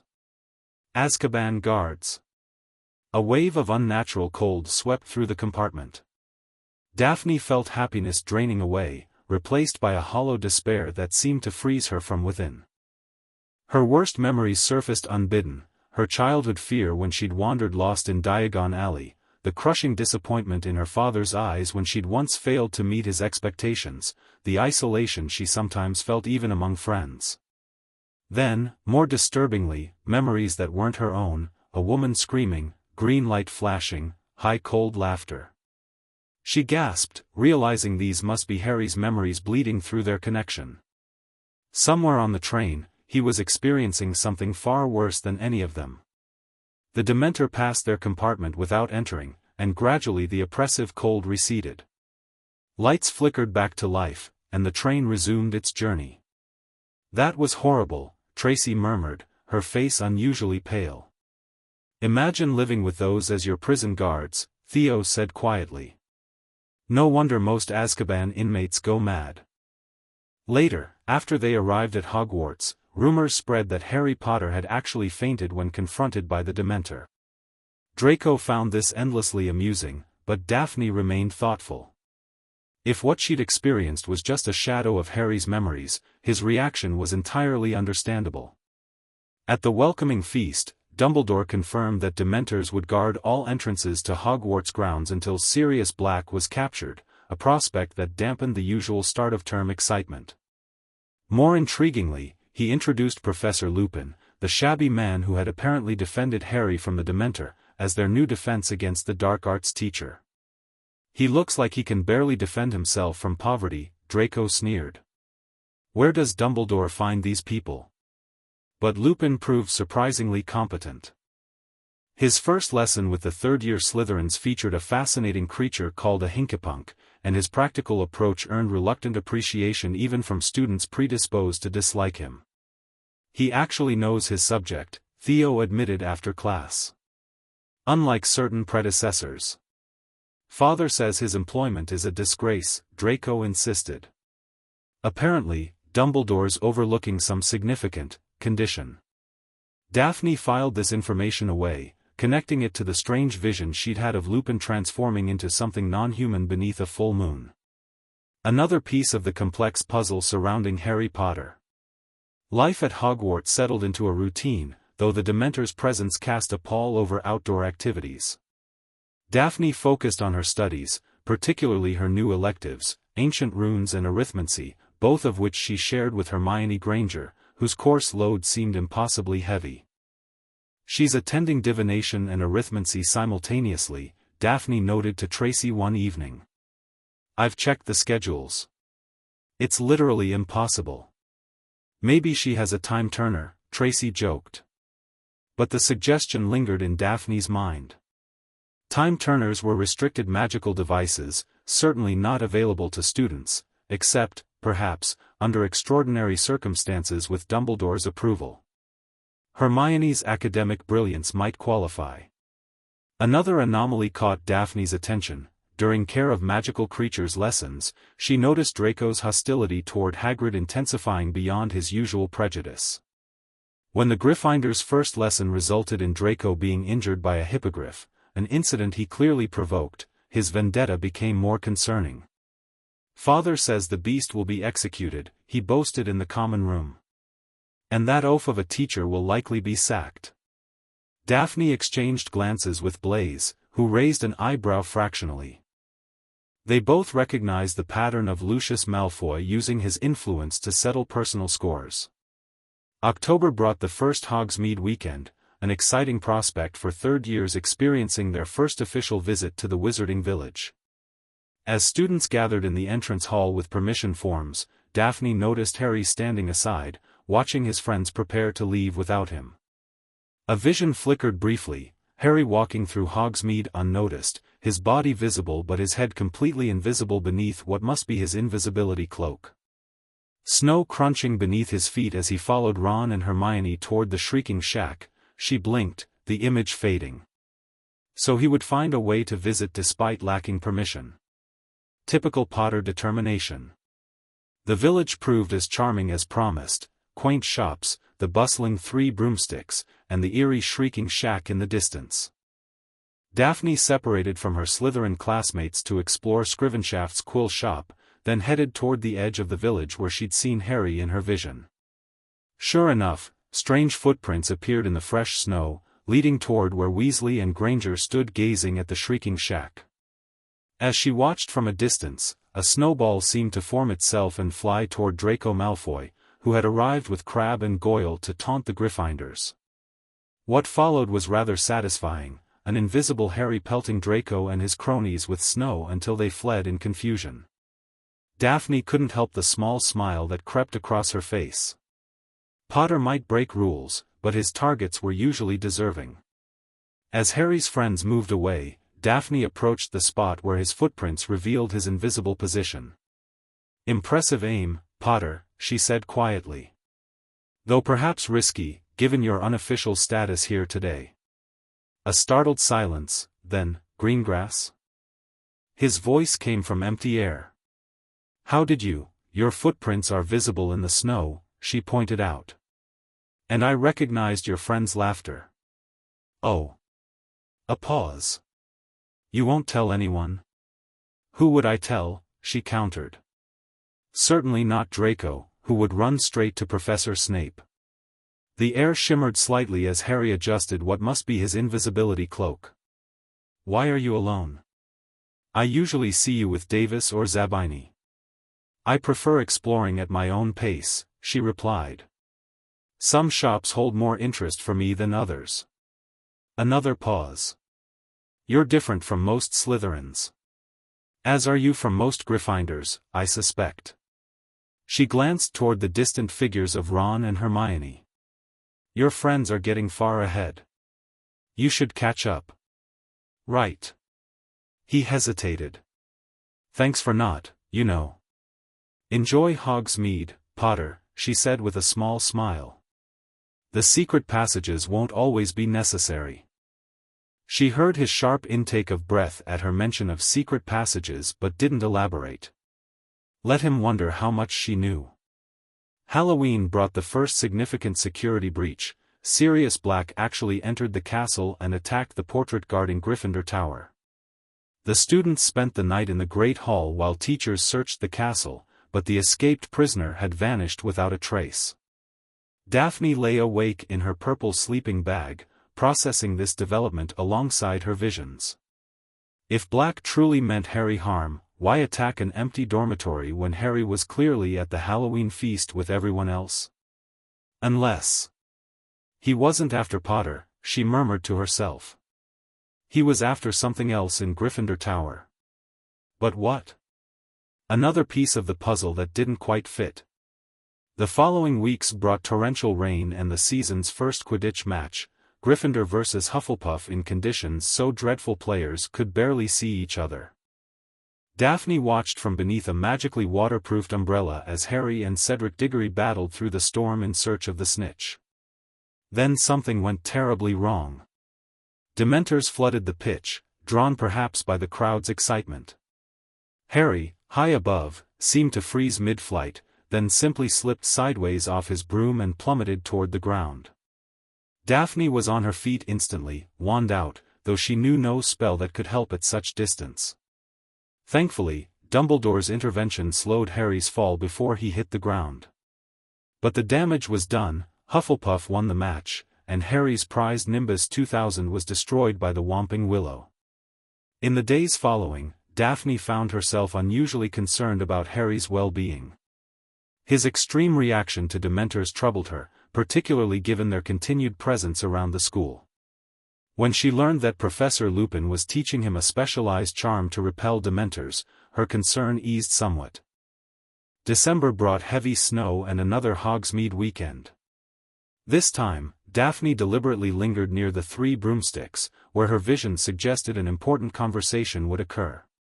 Sure enough, she observed Cornelius Fudge, Professor McGonagall, Hagrid, and Professor Flitwick entering the pub, followed shortly by Rosmerta, the owner.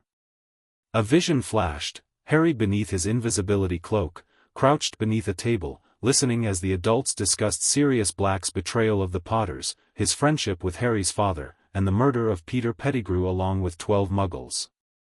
The devastating revelation that Black was actually Harry's godfather. The vision faded, leaving Daphne with a pit in her stomach.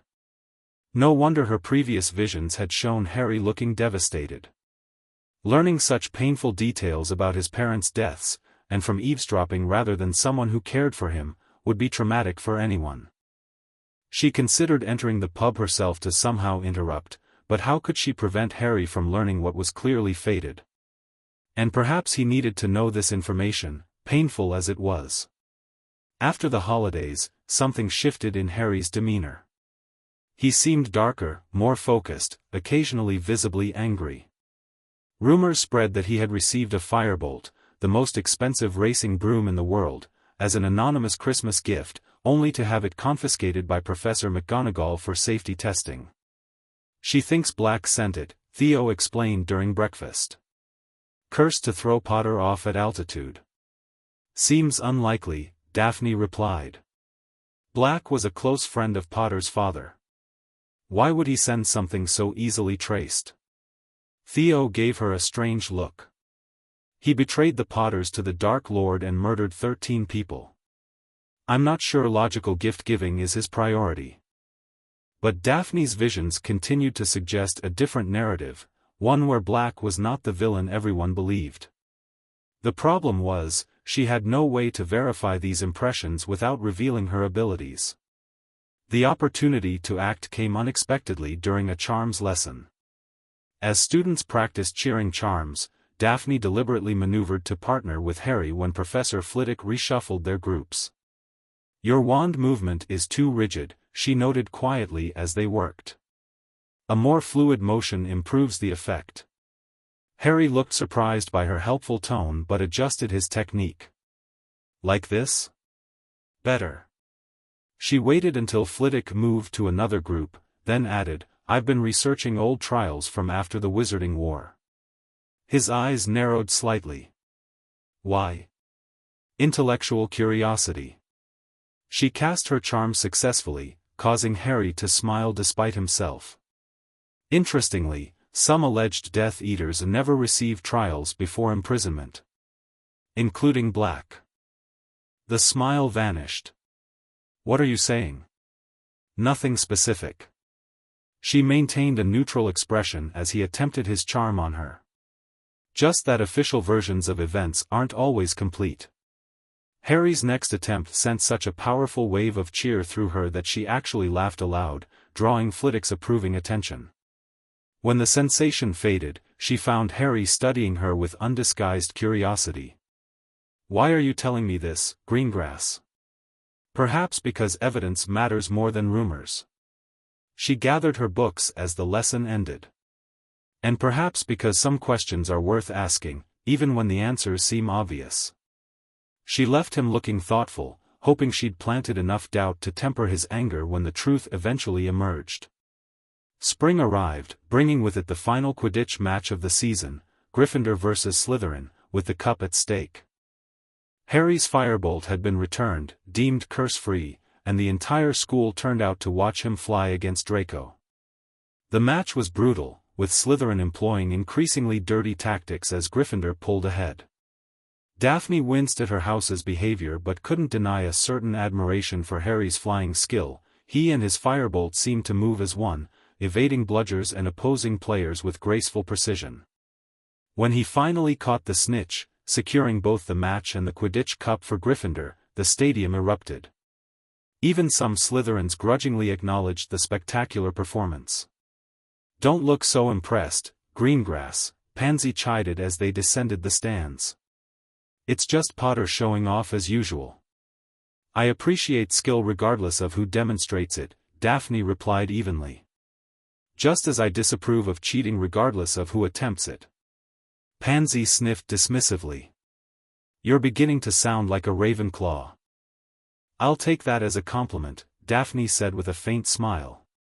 As exams approached, an unusual tension gripped the school. The execution date for Buckbeak the Hippogriff had been set, despite Hagrid's appeals.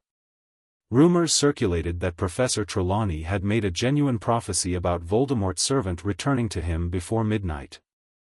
And strangest of all, Hermione Granger dropped divination in a spectacular confrontation with Professor Trelawney, an unprecedented rejection of academic authority from the rule-abiding Gryffindor. Daphne's visions intensified, showing fragmented scenes that seemed impossible, Harry and Hermione racing across the grounds under a full moon, a werewolf howling, the same scene occurring twice with different outcomes, Sirius Black transforming from man to dog and back, Harry casting a powerful Patronus charm across a lake to save himself. The temporal impossibility of these visions convinced her that Hermione indeed possessed a time-turner and would use it during whatever confrontation was approaching. But the specifics remained frustratingly unclear. The night of their astronomy exam, as students observed the night sky from the castle's tallest tower, Daphne felt the familiar prickle of an imminent vision. Excusing herself from her star chart, she moved to the tower's edge, gazing out over the moonlit grounds as the vision overtook her, the shrieking shack. Harry, Ron, and Hermione confronting Sirius Black.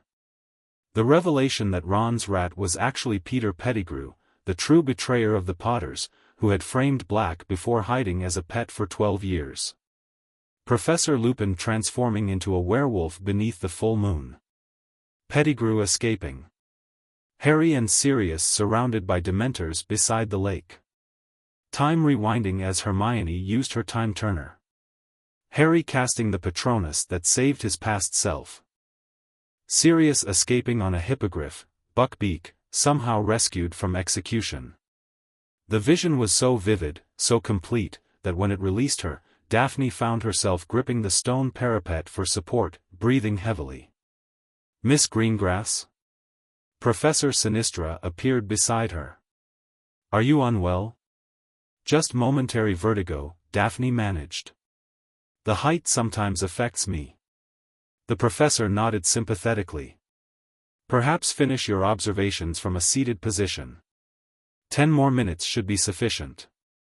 Daphne returned to her star chart, though her mind remained filled with the vision's revelations. Sirius Black, innocent. Peter Pettigrew, alive and the real traitor. Harry learning the truth but being unable to prove it to the wider world. The next morning, whispers spread through the school. Sirius Black had been captured on Hogwarts grounds but somehow escaped again before the Dementors could administer their kiss. Professor Lupin was resigning after somehow being revealed as a werewolf. And Harry Potter had been in the hospital wing overnight, though no one seemed clear on why.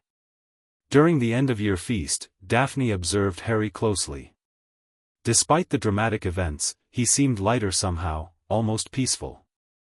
Whatever had happened, and she was now certain her vision had been accurate, had brought him some measure of resolution. As students boarded the Hogwarts Express for the journey home, Daphne deliberately chose a moment when Harry was briefly separated from his friends to approach him. "Eventful year, Potter," she said quietly. He looked at her with a mixture of wariness and curiosity. "That's one way to put it. I hope your godfather is somewhere safe," she added, voice barely above a whisper. Harry froze, eyes widening. "How did you? Let's just say I have ways of knowing certain things." She smiled slightly. "Your secret is safe. I'm glad the truth emerged, even if only a few know it." He studied her face intently. "You're the strangest Slytherin I've ever met, Greengrass. I'll take that as a compliment."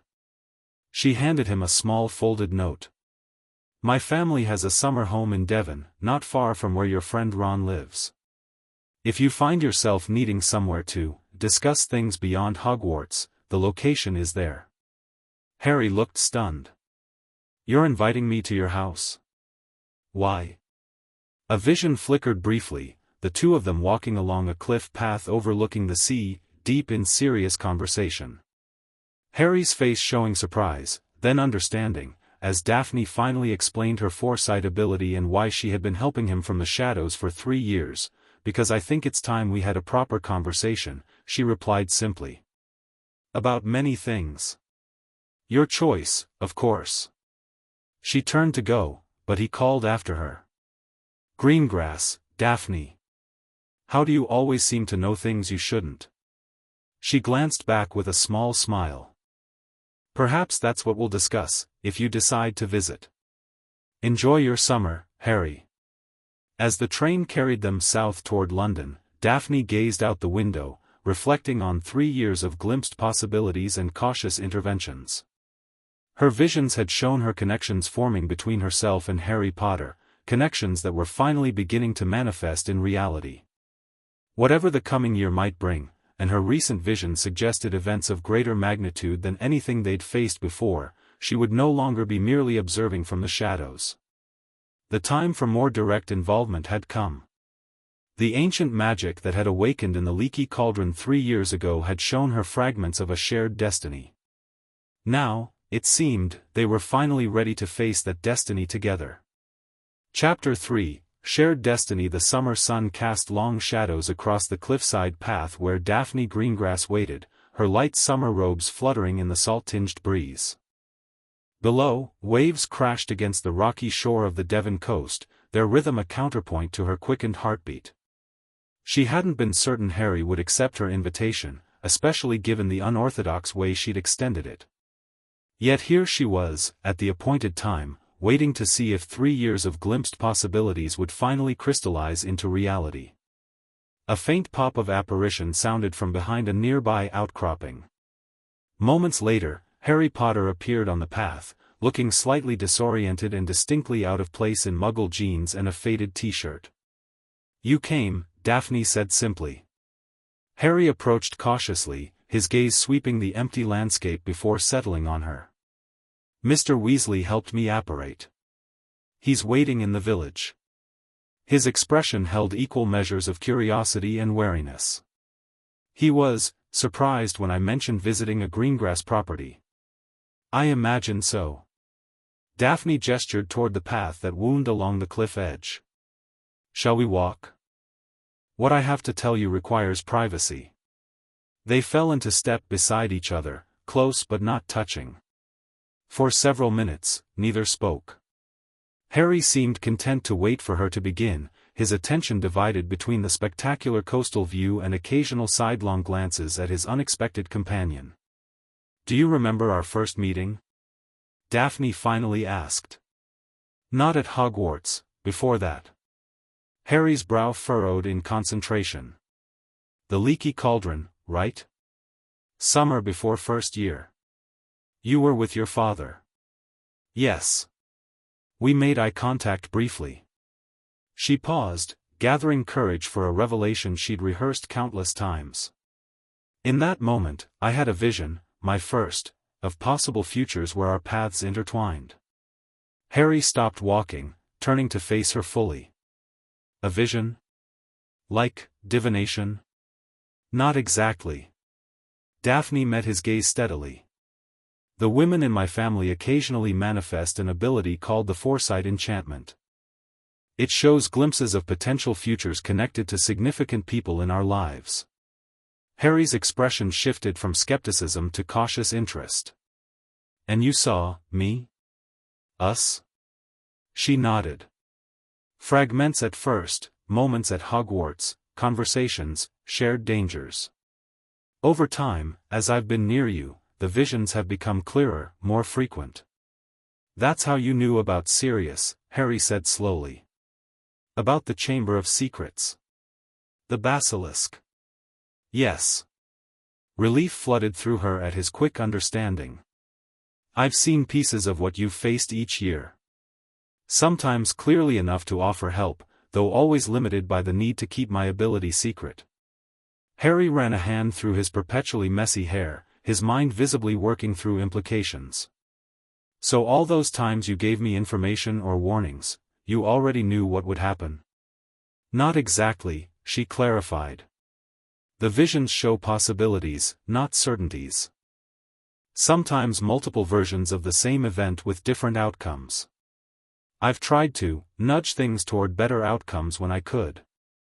They resumed walking, Harry silent for several minutes as he processed this revelation. When he finally spoke, his question surprised her. "Why tell me now? After keeping it secret for 3 years?" Daphne gazed out at the horizon, where sea met sky in a hazy blue line. "Because my recent visions suggest greater dangers approaching, dangers we might face better together than apart." She turned to him. "And because secrets create distance, while truth allows for trust." Harry studied her face, searching for deception or ulterior motive. Finding none, he asked, "What exactly have you seen about the future?" "It's fragmented still, but concerning." She chose her words carefully. "I've seen a tournament at Hogwarts, your involvement despite being too young to participate. Something about a graveyard, a ritual." She hesitated. "Voldemort returning to power." To his credit, Harry didn't dismiss her words or panic. He simply nodded grimly. "I've had dreams. Similar images. Voldemort, Wormtail, Peter Pettigrew, planning something involving me. Our connection goes both ways, it seems," Daphne murmured. "Your dreams, my visions, perhaps they're different perspectives on the same events." They reached a small stone bench overlooking a particularly dramatic section of coastline. By silent agreement, they sat, shoulders almost touching as they faced the endless horizon. "What do we do?" Harry asked finally. "If Voldemort is planning to return, if there's some plot involving me and this tournament, what can we actually do to stop it?" "I don't know if we can stop it entirely," Daphne admitted. "Larger forces are in motion. But forewarned is forearmed. We can prepare, plan, identify allies." She turned to face him directly. "And we can decide to face it together rather than separately." Harry's green eyes, so startlingly intense behind his glasses, searched hers. "Why would you choose that? To face danger alongside someone you barely know? Someone from a different house, a different world within Hogwarts?" A smile touched her lips. "You think I barely know you, Harry Potter? I've witnessed your courage, your loyalty, your occasional recklessness. I've seen you face a basilisk and 100 dementors. I know you better than you might think. But your house, your family, the house system creates artificial boundaries," she interrupted gently. "As for my family, we've maintained neutrality in wizarding conflicts for generations. That doesn't mean apathy or cowardice, merely a recognition that good and evil rarely align perfectly with the factions that claim to represent them." Harry absorbed this, then nodded slowly. "All right. Together, then." He offered his hand, a gesture both formal and boyishly direct. "Partners?" Daphne took his hand, feeling a strange tingling sensation as their palms met, perhaps magical recognition of a pact being formed, or perhaps simply the ordinary chemistry of human connection.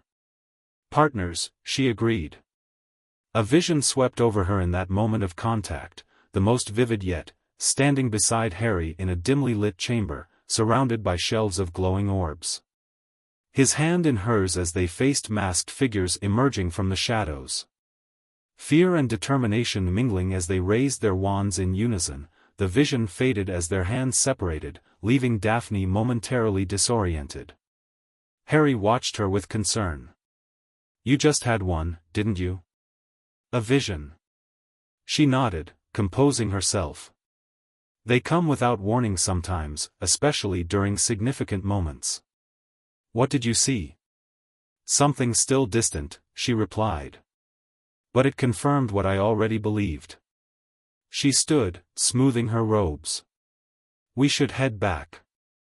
Mr. Weasley will be wondering what's keeping you." As they walked toward the village, Harry asked about the practicalities of their new partnership, how they would communicate at Hogwarts, where house divisions made regular meetings challenging. "We'll find ways," Daphne assured him. "The castle has many forgotten spaces, and I'm quite skilled at appearing unremarkable when necessary." Harry laughed at this. "Nothing about you is unremarkable, Greengrass." She arched an eyebrow. "Careful, Potter." That almost sounded like a compliment. Maybe it was. His smile faded into seriousness. "Thank you for trusting me with your secret. I know how risky that must feel." "Less risky than facing what's coming unprepared," she replied. Then, with unusual directness, "I've seen versions of the future where we fail, Harry. Where we're separated, or don't trust each other in critical moments. I don't want those futures to manifest." They reached the village outskirts where Arthur Weasley waited, his attention captured by a Muggle parking meter he was examining with undisguised fascination. "Mr. Weasley," Daphne greeted him politely. "Thank you for accompanying Harry today." Arthur looked up, momentarily startled by her formal courtesy. "Miss Greengrass. A pleasure to meet you. Interesting location for a summer meeting." "My family values privacy," she replied smoothly. "And the view is quite spectacular." "Indeed, indeed." He glanced between them with poorly concealed curiosity. "Ready to return to the Burrow, Harry? Molly's preparing a special dinner before you all head to the World Cup tomorrow." Harry nodded, then turned to Daphne. "The Quidditch World Cup, will you be attending?" "Of course. My father obtained top box tickets months ago." Perhaps we'll see you there, then. His tone was casual, but his eyes conveyed deeper meaning, their partnership already in effect. Perhaps you will. She extended her hand formally. Until then, Potter. As they shook hands, she slipped a small object into his palm, a galleon that appeared ordinary but had been enchanted as a communication device, similar to those her father used for secure business correspondence. Goodbye, Mr. Weasley, she added with a respectful nod. Enjoy the World Cup. As they disapparated, Daphne remained on the village outskirts for a moment longer, contemplating the irrevocable step she'd taken.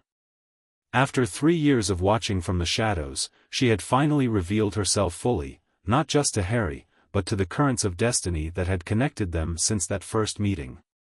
Whatever came next, they would face it together. The Quidditch World Cup campgrounds stretched beyond what seemed possible. Tens of thousands of witches and wizards gathered from around the globe for the premier sporting event of the wizarding world. The Greengrass family had arrived with typical understated elegance, their tent modest in size from the outside but containing luxurious accommodations within, positioned in a quieter section reserved for ministry officials and notable families. Remember our discussion, Hyperion Greengrass reminded his daughters as they prepared to explore the festivities. You may observe the celebrations, but maintain appropriate decorum. This gathering includes many important connections for our family. Yes, Father, Daphne and Astoria chorused, though the younger girl's eyes shone with barely contained excitement. Once released from parental oversight, Astoria immediately dragged Daphne toward the souvenir stands, chattering about the Irish team's prospects and which commemorative items they should purchase.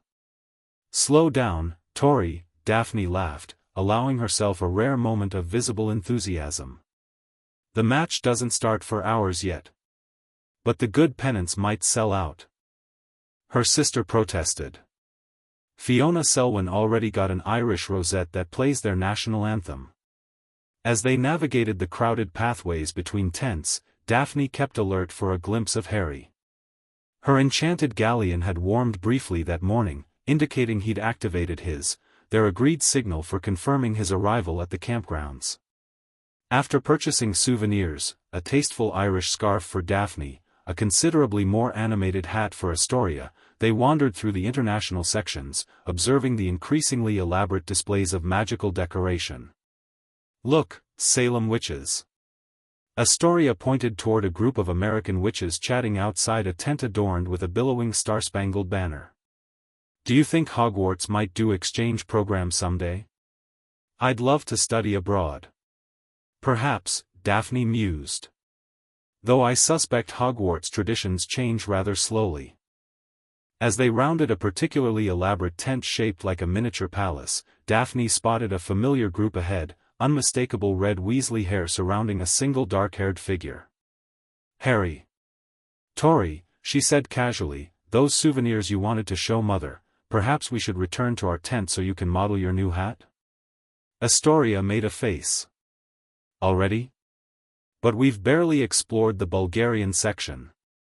We'll return afterward, Daphne promised. I just think Mother would appreciate seeing your purchases while she's still resting, before she joins Father for their ministerial reception. Though clearly disappointed, Astoria agreed, and they turned back toward their family's tent. But not before Daphne caught Harry's eye across the crowd. A barely perceptible nod passed between them, and she felt her galleon warm in her pocket.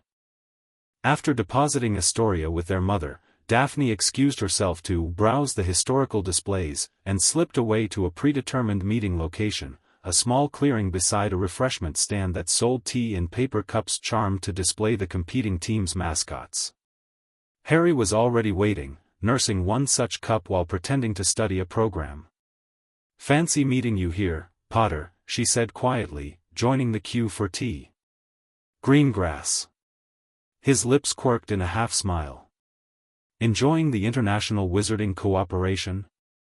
Immensely. Though my sister's enthusiasm for magical souvenirs might bankrupt lesser families. Tea acquired, they drifted toward a less crowded area where conversations wouldn't be easily overheard. To casual observers, they appeared to be nothing more than acquaintances from school having a chance encounter. "Have you seen anything?"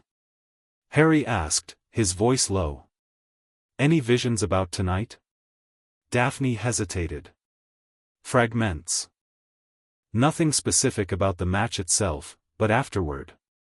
She sipped her tea, choosing her words carefully. "There's fear. Chaos. Masked figures. It's unclear whether it's a definite future or merely a possibility." Harry's expression darkened. "Death Eaters? Possibly. Or perhaps just drunken revelry that gets out of hand." She met his gaze. "Either way, remain vigilant after the match. Stay close to the Weasleys. And you? Will you be safe?"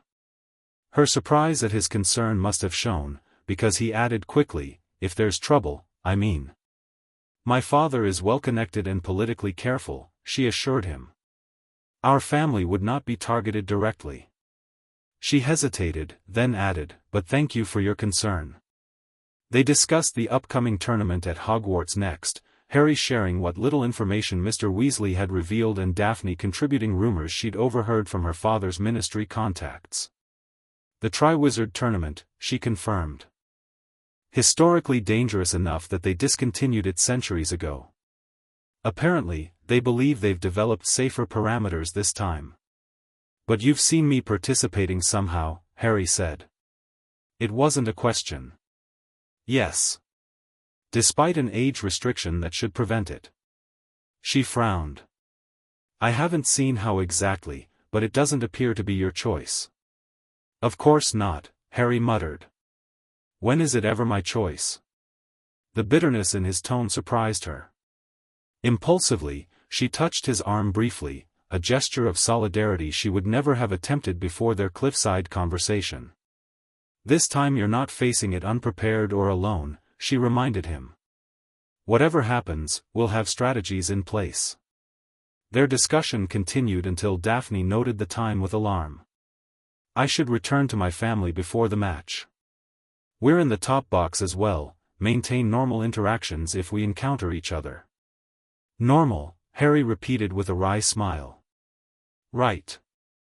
I'll try to remember how we normally ignore each other." "We don't ignore each other, Potter," she corrected primly. "We acknowledge each other with appropriate inter-house courtesy while maintaining suitable social distance. Is that what we've been doing all this time? Good to know." She allowed herself a small smile before departing. "Enjoy the match. And remember, afterward, stay vigilant." The Quidditch World Cup final proved as spectacular as promised. From their top box seats, the Greengrass family had a perfect view as Ireland's superb chasers dominated the scoring while Bulgaria's seeker, Victor Krum, performed flying maneuvers that defied belief. When Krum finally caught the snitch despite his team trailing by more than 150 points, the stadium erupted in a mixture of celebration and disbelief. Daphne, applauding politely with her family, caught Harry's eye across the top box. He grinned at her briefly before returning his attention to the Weasleys' exuberant celebrations.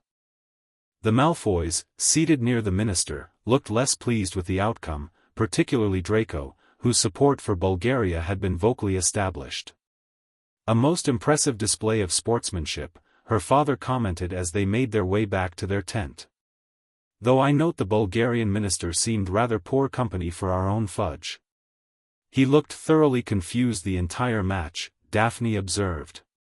"Though apparently he speaks perfect English and was simply enjoying Fudge's elaborate gesturing." Her father's lips twitched in rare amusement. "Politics often involves such performances, Daphne. Remember that." Back at their tent, as her parents entertained select ministry contacts with post-match refreshments, Daphne felt a growing unease. Her earlier vision of chaos after the match lingered in her mind, and the sounds of celebration outside seemed to be taking on a harder, more raucous edge. When a distant scream pierced the general revelry, she moved to the tent entrance, peering outside. What she saw confirmed her worst fears: a group of masked figures moving through the campsite, wands raised, levitating what appeared to be the Muggle campground manager and his family high above the crowd. "Father," she called sharply, abandoning decorum. "You should see this." Hyperion joined her immediately, his expression hardening at the sight. "Ministry officials," he said to his guests. "You'll want to assist with this situation." To his wife, Lyra, "Gather emergency essentials. Girls, prepare to depart." Unlike some families who panicked or stood watching in horrified fascination, the Greengrasses moved with practiced efficiency.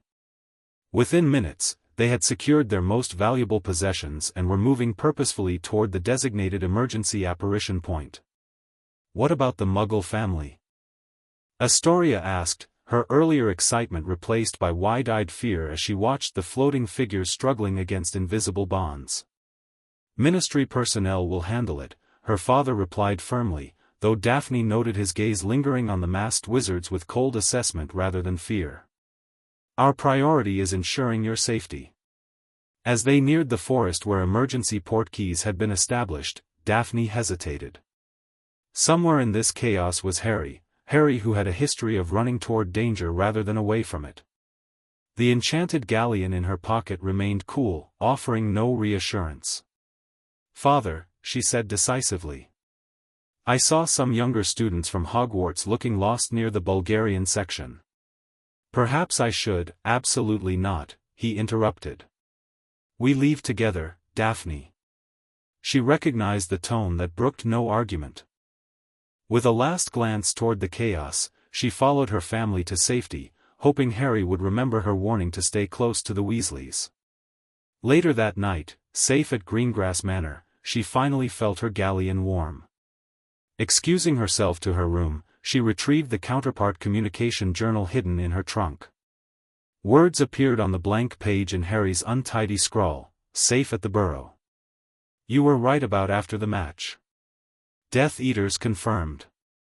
Dark Mark appeared. Ministry in chaos. You and your family okay?" She wrote back immediately, "Safe at home. Left before Mark appeared." "What happened exactly?" His response detailed the night's events, the Death Eater march, his separation from the Weasleys, his discovery that his wand had gone missing, and the subsequent casting of the Dark Mark using that very wand. Most concerning was his account of the house elf Winky being found with his wand, and Barty Crouch's immediate dismissal of his loyal servant. "Something bigger is happening," she wrote. "The World Cup attack, your wand being stolen specifically, the Dark Mark, these aren't random events. Connected to the tournament and the dreams about Voldemort?" Harry suggested. "Almost certainly. We need to be prepared when we return to Hogwarts." His reply came after a brief pause, "Thanks for the warning before the match. Could have been much worse if we hadn't been ready to leave quickly." Daphne smiled at the page, oddly warmed by his acknowledgement. "Partners, remember? Get some rest, Harry. I suspect we'll need all our strength for what's coming." She closed the journal and slipped it back into its hiding place. Outside her window, the summer night seemed peaceful, stars glittering across the velvet sky. But the tranquility felt deceptive now, a temporary lull before gathering storms. In her mind, fragments of visions continued to surface, Harry facing a dragon, swimming through dark waters, running through a maze of hedges. And beyond those challenges, the graveyard.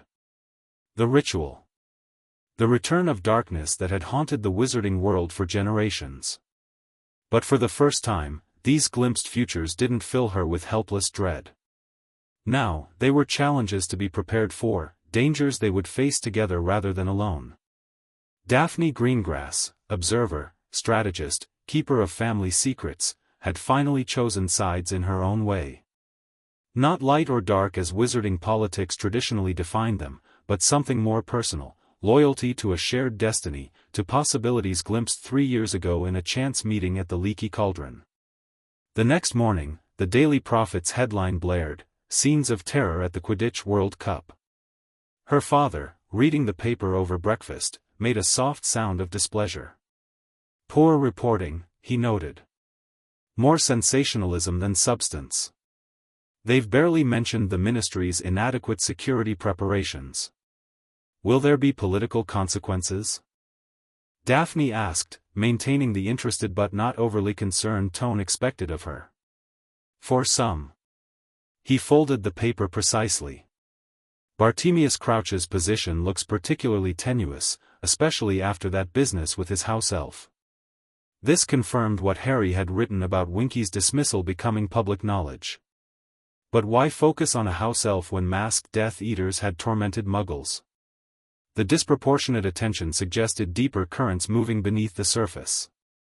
As the remaining summer days dwindled, Daphne divided her time between normal family activities and secret preparations with Harry via their enchanted journals.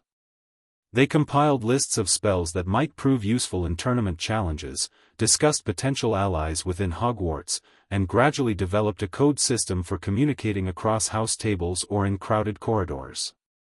Their partnership, tentative at first, grew stronger with each exchange. Harry's perspective, direct, occasionally impulsive, but fundamentally decent, complemented Daphne's more measured, strategic approach. Together, they were developing something neither could have created alone, a plan that leveraged both Gryffindor courage and Slytherin cunning. By the time September 1st arrived, Daphne felt as prepared as possible given their limited information. Whatever tests awaited at Hogwarts, they would face them together, the boy who lived and the girl who had glimpsed their intertwined destinies. Rain lashed against the windows of the Hogwarts Express, matching Daphne's somber mood as she sat with her fellow Slytherins. Tracy chatted about summer holidays in France, while Blaise and Theo discussed the Quidditch World Cup aftermath with unusually serious expressions. Father says the ministry is still scrambling to identify the masked wizards, Theo commented quietly. Though he seemed skeptical about their actual desire to make arrests. Of course they don't want arrests, Blaise replied, his usual languid manner undercut by sharp observation. Half the Department of Magical Law Enforcement probably has relatives who participated. Draco, who had been unusually quiet, smirked at this.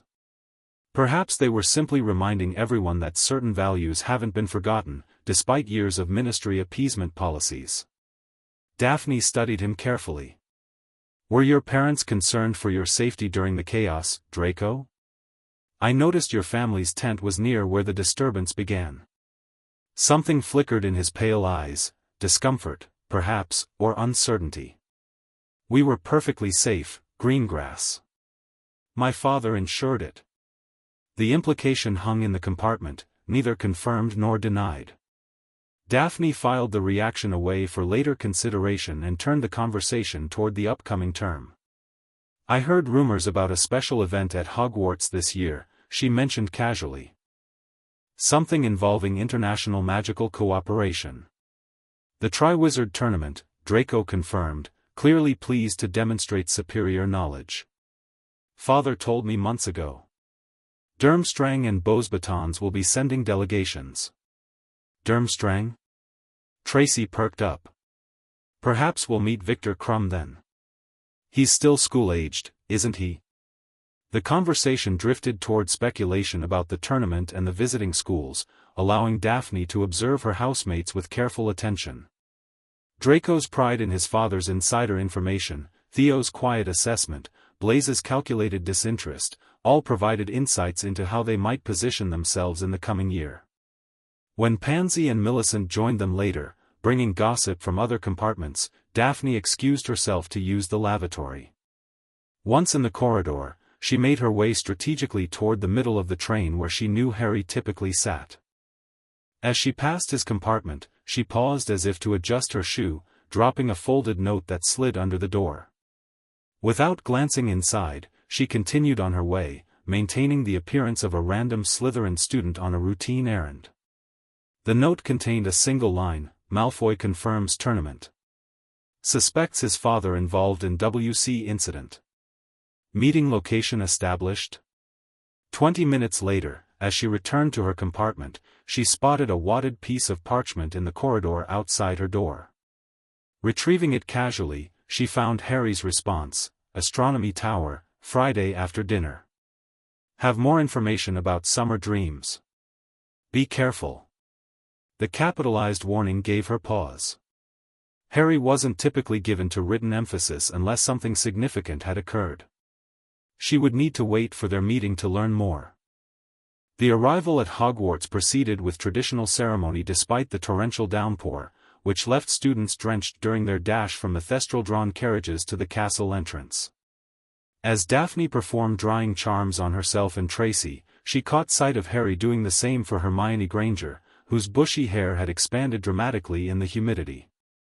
The welcoming feast brought two significant announcements: the official confirmation of the Triwizard Tournament, complete with its 1,000-galleon prize and glory for the victor's school, and the introduction of their new defense against the dark arts professor, Alastor Mad-Eye Moody, former Auror and renowned dark wizard catcher.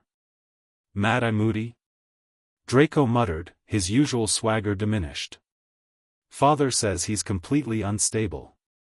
Half the Azkaban prisoners are there because of him. Which half, I wonder, Blaise murmured, just loudly enough for nearby students to hear. The tension at the Slytherin table was palpable. Unlike previous defense professors, Moody represented something immediately threatening to families with dark associations. His magical eye, capable of seeing through objects and even invisibility cloaks according to legend, seemed to linger on certain students with particular intensity.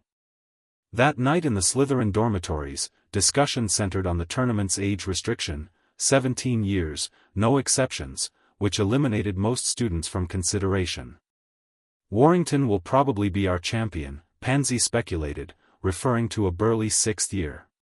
Or maybe that 7th-year prefect, Rosier. Whoever it is, they'll demolish the competition, Draco declared confidently. Especially if Durmstrang sends some muscle-bound idiot like Crumb whose only talent is flying. Daphne, preparing for bed, kept her thoughts to herself. Her visions had consistently shown Harry participating despite the age restriction, which meant either the rules would change or, more likely, someone would find a way to circumvent them. The question was, who, and why? The first week of classes established the increased academic expectations for 4th years. Professors emphasized the approaching OWL examinations next year, assigning unprecedented amounts of homework despite students' protests. But it was their first defense against the dark arts lesson with Professor Moody that truly set the tone for the year. Daphne entered the classroom with appropriate Slytherin composure, taking a seat beside Tracy near the middle, not so far back as to appear disinterested, but not so forward as to draw undue attention. When Moody stomped in, magical eye swiveling independently of his normal one, the room fell instantly silent. Unforgivable curses, he barked without preamble. Who can tell me why they're called that? The lesson that followed was unlike any they'd experienced.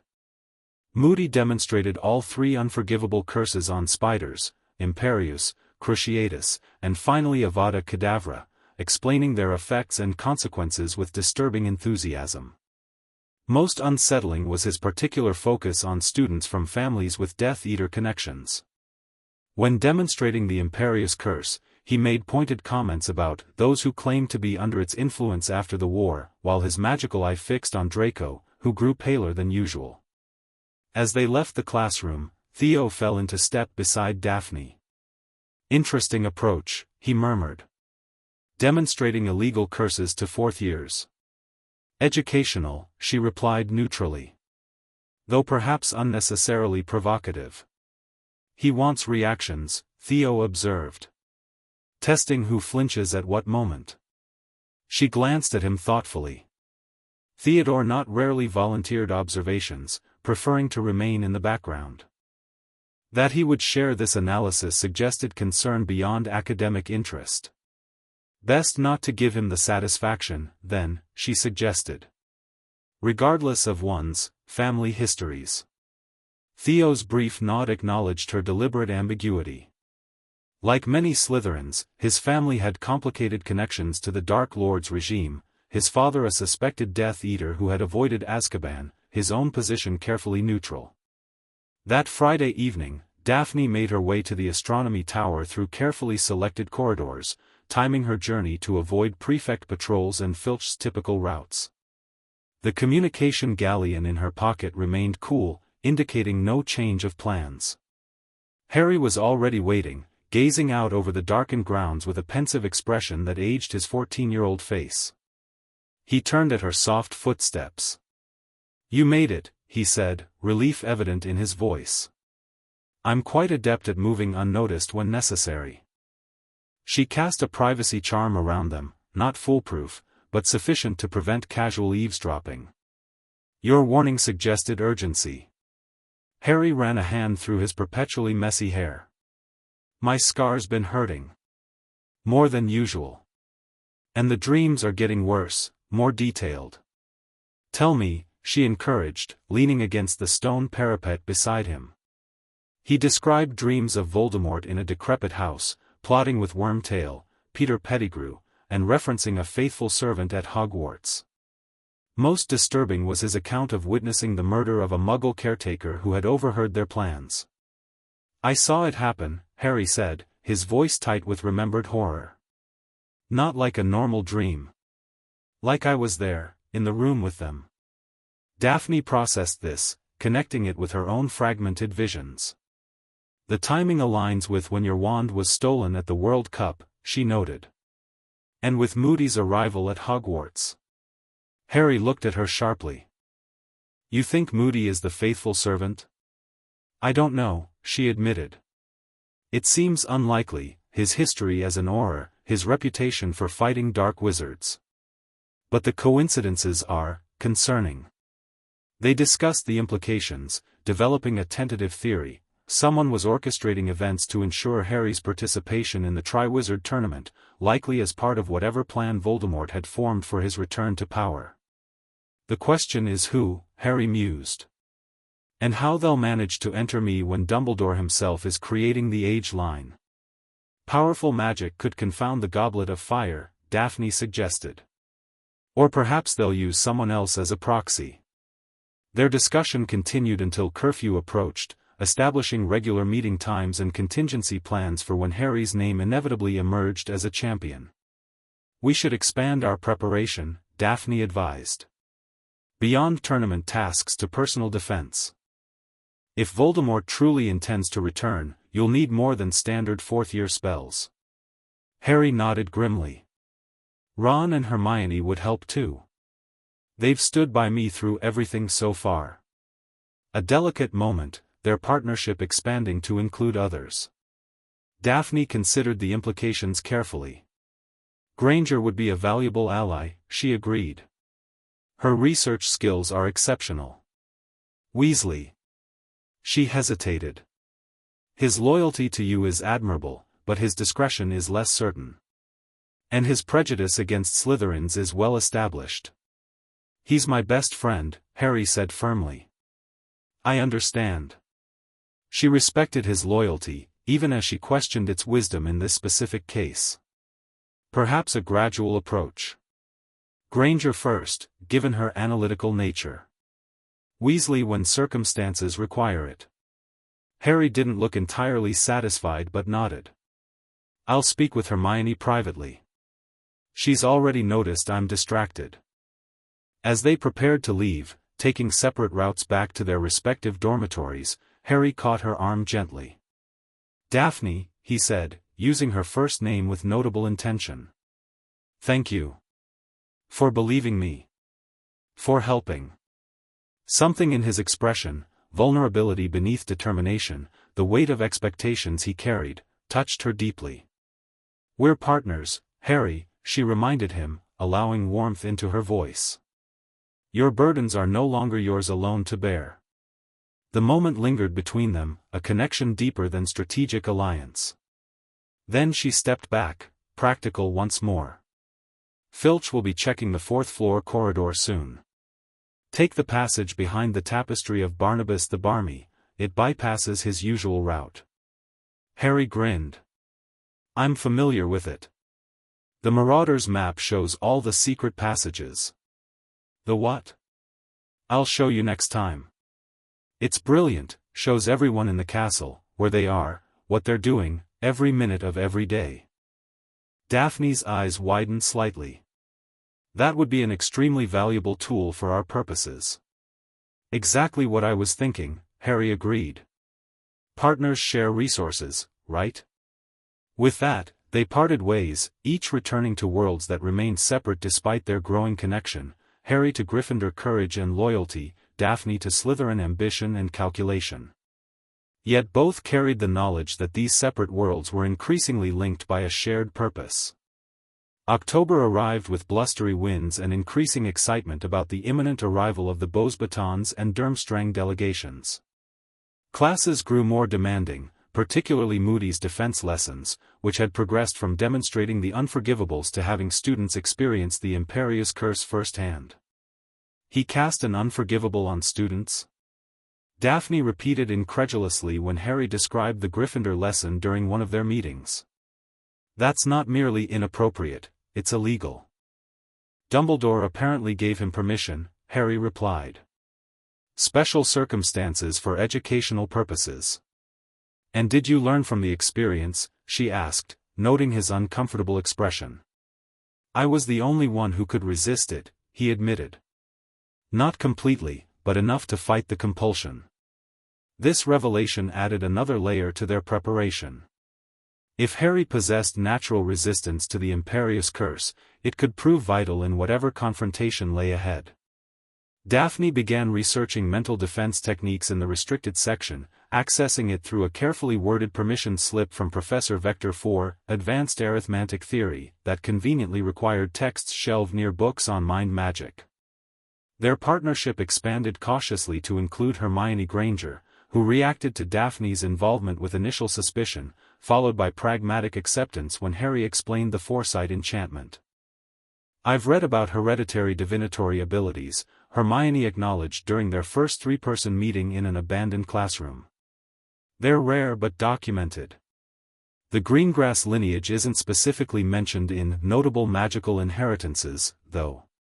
My family prefers discretion regarding our abilities, Daphne explained.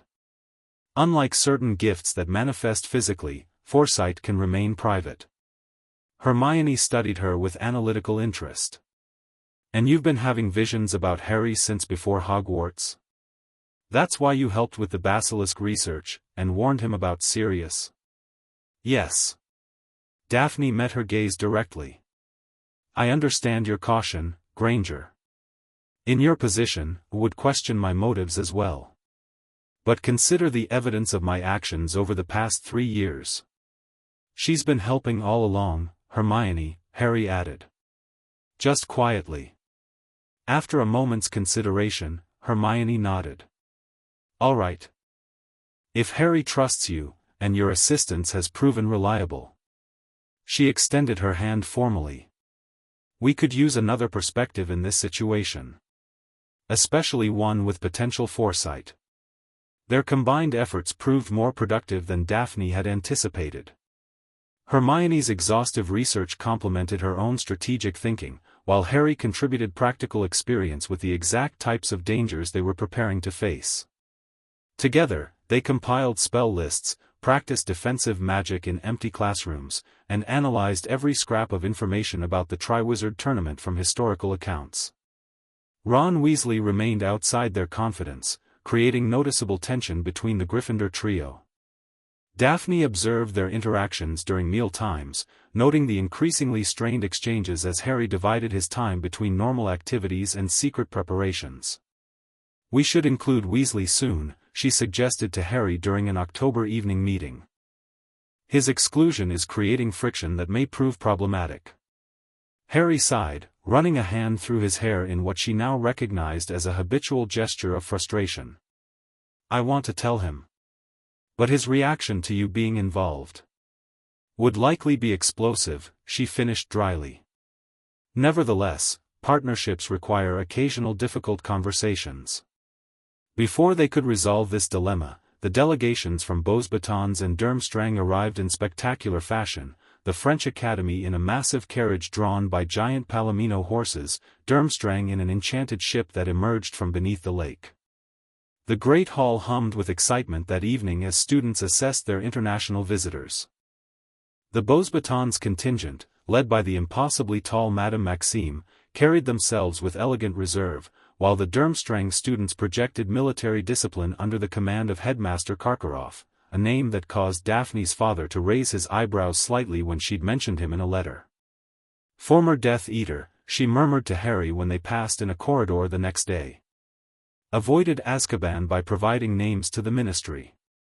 Harry's expression darkened. And he's allowed to run a school? Politics, she replied simply. Worth watching, given our concerns. The Goblet of Fire, placed in the entrance hall surrounded by Dumbledore's age line, became the center of attention as students of age submitted their names. Fred and George Weasley's spectacular failure to cross the line with an aging potion provided momentary entertainment, but Daphne remained focused on the larger question: how would Harry's name be entered, and by whom? She watched carefully as various students approached the goblet, noting Karkaroff's hovering presence when Victor Crumb submitted his name, and the swagger with which Cedric Diggory entered for Hufflepuff. Most concerning was Moody's behavior, his magical eye constantly swiveling toward the goblet, his gnarled hand never far from his wand. On Halloween night, when the champions would be selected, Daphne entered the Great Hall with heightened awareness, knowing this was the pivotal moment her visions had repeatedly shown. The decorations, floating pumpkins and live bats swirling near the enchanted ceiling, created an appropriately dramatic atmosphere for what was to come. As Dumbledore dimmed the candles and the goblet's blue-white flames illuminated expectant faces, she kept her eyes not on the magical object but on those who might have tampered with it. Moody, Karkaroff, even the affable Ludo Bagman, all potential agents in the plot her visions had glimpsed. Victor Crumb for Durmstrang. Fleur Delacour for Beaux Batons. Cedric Diggory for Hogwarts. Each announcement met with cheers and applause, each selected champion proceeding through the door behind the staff table. Then, as her visions had foretold, the unexpected, the goblet's flames burned red a fourth time, expelling a final name that Dumbledore caught with visibly reluctant fingers. Harry Potter. The Great Hall fell silent before erupting in confused whispers. At the Gryffindor table, Harry sat frozen, shock evident on his face despite their preparations. Beside him, Ron Weasley's expression shifted from disbelief to something darker: betrayal. Harry Potter. Dumbledore called again. Harry. Up here, if you please. Daphne watched as Harry rose slowly, urged forward by Hermione's whispered encouragement. His eyes met hers briefly across the hall, a momentary connection that conveyed volumes. This was it. The moment everything changed. Their preparations would now be put to the test. Later that night, as Slytherin House buzzed with indignation over Potter's apparent cheating and speculation about how he'd managed it, Daphne sat in a window alcove of the common room, observing the discussions with calculated detachment. Typical Potter, Draco sneered to his audience. Rules don't apply to the chosen one. He looked genuinely shocked, though, Tracy noted. Not like someone who'd planned it. Obviously an act, Pansy dismissed. He's always seeking attention. Blaise, lounging in an armchair nearby, caught Daphne's eye with a raised eyebrow. You're unusually quiet, Greengrass. No opinion on Potter's latest escapade? She shrugged elegantly. I find baseless speculation tiresome. Whether he entered himself or not, the goblet's decision is magically binding. The more interesting question is how a 14-year-old will fare against three 17-year-olds in tasks designed to challenge fully educated wizards. Perhaps we'll finally see the famous Potter luck run out, Draco suggested with malicious anticipation. Perhaps, Daphne agreed neutrally, though internally she was already calculating their next steps. Harry would need more than luck to survive what was coming. He would need every advantage their partnership could provide. The following days proved challenging as Harry faced hostility from most of the school, including, most painfully, Ron Weasley. Hermione alone stood publicly by his side, while Daphne maintained her careful distance, observing and gathering information while they communicated primarily through their enchanted journals. First task involves dragons, she wrote one evening in early November, after overhearing a conversation between Snape and Karkaroff. One per champion. Details unclear, but likely retrieval of object while avoiding being burned alive. Harry's response came hours later. Hagrid showed me tonight. Confirmed dragons. Massive ones. 4 different breeds, 1 for each champion. Their planning intensified. Dragons were among the most dangerous magical creatures, resistant to many spells, armed with fire breath, claws, and spiked tails, and possessing natural magical abilities that varied by breed. Direct confrontation would be suicidal. You'll need to play to your strengths, Daphne advised during a rare face-to-face meeting. Flying is your greatest talent. Harry frowned. The rules say wand only. No brooms allowed. Then summon one, Hermione suggested, catching Daphne's train of thought. The summoning charm isn't beyond 4th-year capabilities, though the distance might be challenging. Exactly, Daphne agreed. You need only bring your own wand into the arena. Nothing prevents you from summoning tools to aid you once the task begins. The next 2 weeks were devoted to perfecting Harry's summoning charm, with Daphne and Hermione taking turns helping him practice in empty classrooms late into the evening.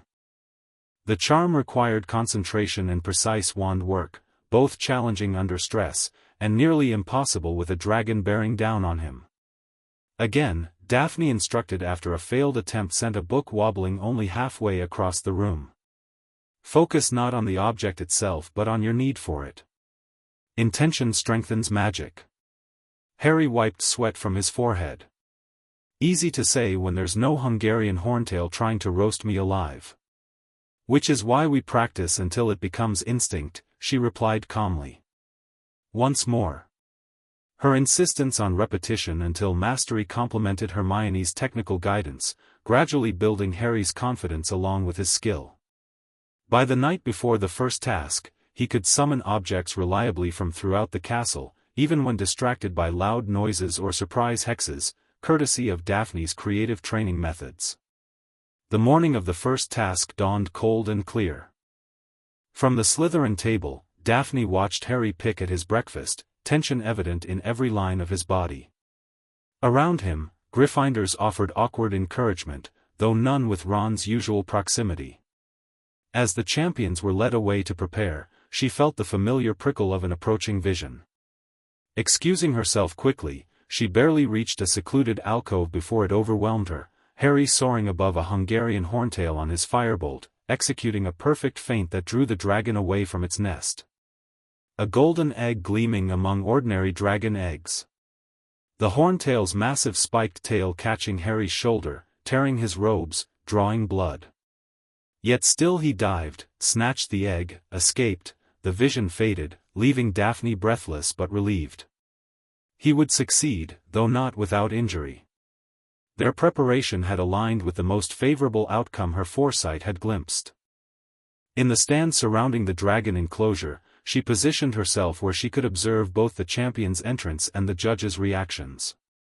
Slytherin housemates surrounded her, many wearing Potter Stinks badges that Draco had distributed, but she had politely declined to wear one, citing personal aesthetics rather than loyalty to Harry. Cedric transfigured a rock into a dog to distract his dragon. Fleur charmed her Welsh green into a partial slumber. Crumb used a conjunctivitis curse with brutal efficiency. And then it was Harry's turn, facing the most fearsome dragon of all, the Hungarian horntail.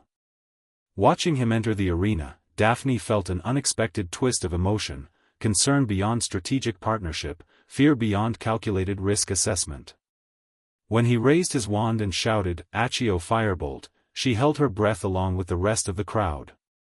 What followed demonstrated why Harry Potter, for all his academic ordinariness, was extraordinary in crisis. His flying against the horntail transcended Quidditch skill, becoming an aerial dance of life and death. When the dragon's tail slashed his shoulder exactly as her vision had shown, Daphne flinched visibly, an uncharacteristic display that Tracy noticed with raised eyebrows. "Didn't think you cared about Potter's welfare," her friend commented. "I dislike seeing anyone injured unnecessarily," Daphne replied smoothly. "Even Potter." When Harry successfully retrieved the golden egg, completing the task in the fastest time despite his injury, the crowd erupted. Even some Slytherins applauded the impressive flying display, though they quickly caught themselves. As Harry exited the arena toward the medical tent, his eyes swept the stands briefly. Daphne allowed herself a small nod of acknowledgement, the barest confirmation of shared success, invisible to any but him. That evening, her enchanted journal delivered his message: plan worked perfectly. Thanks for everything. Shoulder healing well. Ron apologized, we're speaking again. First clue is inside the egg, but it just wails when opened. Ideas? She wrote back, excellent performance. Very convincing terror at the beginning. Regarding egg, need to examine it personally. Possible language barrier or environmental requirement for proper decoding. Meet tomorrow? Their renewed partnership, now with both Ron and Hermione included after Harry's success had convinced Ron of the value of preparation, created new logistical challenges. Ron's initial suspicion of Daphne proved as anticipated: a Slytherin, Harry? Seriously? But his objections faded somewhat when Hermione vouched for her past assistance. She tried to warn us about the basilisk, Hermione reminded him. And she noticed Peter Pettigrew was alive when everyone else believed Sirius guilty. Still a Slytherin, Ron muttered, but with less conviction. The golden egg proved more challenging than the dragon. When opened, it emitted a horrible screeching that provided no discernible clue. Daphne examined it carefully in their secret meeting room, noting the unusual hinges and waterproof construction. There's something familiar about this design, she mused. Like something I've seen in historical texts. A vision flickered briefly, Harry underwater in what appeared to be the lake, the egg open before him, melodious voices singing instead of screeching. Water, she said suddenly. It needs to be opened underwater. Harry looked skeptical. Underwater? Why would, mere people, Daphne explained. The screeching is murmish, unintelligible above water, but clear beneath it. The lake has a mermaid colony. This revelation led to another late-night expedition, Harry and Daphne using the prefect's bathroom after hours, courtesy of a password provided by Cedric Diggory, who had discovered the egg's secret and shared it with Harry in gratitude for the dragon warning. This feels ridiculous, Harry muttered as they filled the massive tub with water and bubbles. If anyone finds us, they won't, Daphne assured him, keeping her robes firmly in place despite the steamy environment. And this is purely academic research. When Harry submerged the egg and then his head to listen, his expression upon surfacing confirmed her theory. It's a song. About taking something I'll sorely miss and having an hour to find it. Underwater, Daphne concluded. The second task will require you to retrieve something from the mere people in the lake. Within an hour. Harry paled slightly. I'm not exactly a strong swimmer. And breathing underwater for an hour? That, she agreed, is our next challenge. December brought a new complication in the form of the Yule Ball, a traditional Triwizard Tournament event requiring champions to open the dancing with partners. This social obligation threw Harry into a different kind of panic than facing dragons. You'll need a partner, Daphne reminded him during a study session. As a champion, you can't attend alone. Harry ran a hand through his hair. I know. I've never actually danced before. She considered this problem thoughtfully. You'll need someone comfortable with public attention, given your status as a champion. Someone who won't be overwhelmed by the politics involved. I was thinking of asking Cho Chang, Harry admitted, a slight flush coloring his cheeks. Something unexpected twisted in Daphne's chest, a reaction she filed away for later examination. The Ravenclaw Seeker? An interesting choice. Before their conversation could continue, Hermione and Ron arrived with research materials for underwater breathing methods.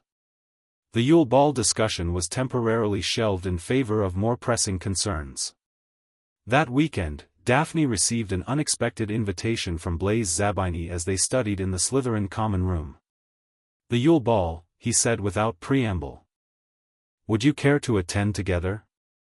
"As friends, of course." She glanced up from her Transfiguration essay, mildly surprised. Blaise rarely participated in social events unless they offered specific advantages.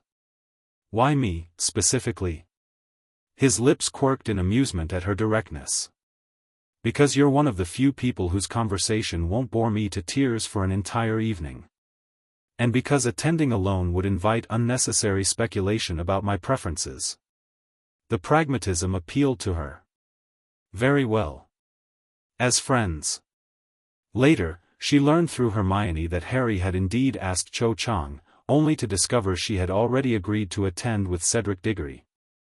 He and Ron had eventually secured the Patil twins as partners in a last-minute arrangement that promised minimal romantic entanglement but ensured compliance with official obligations.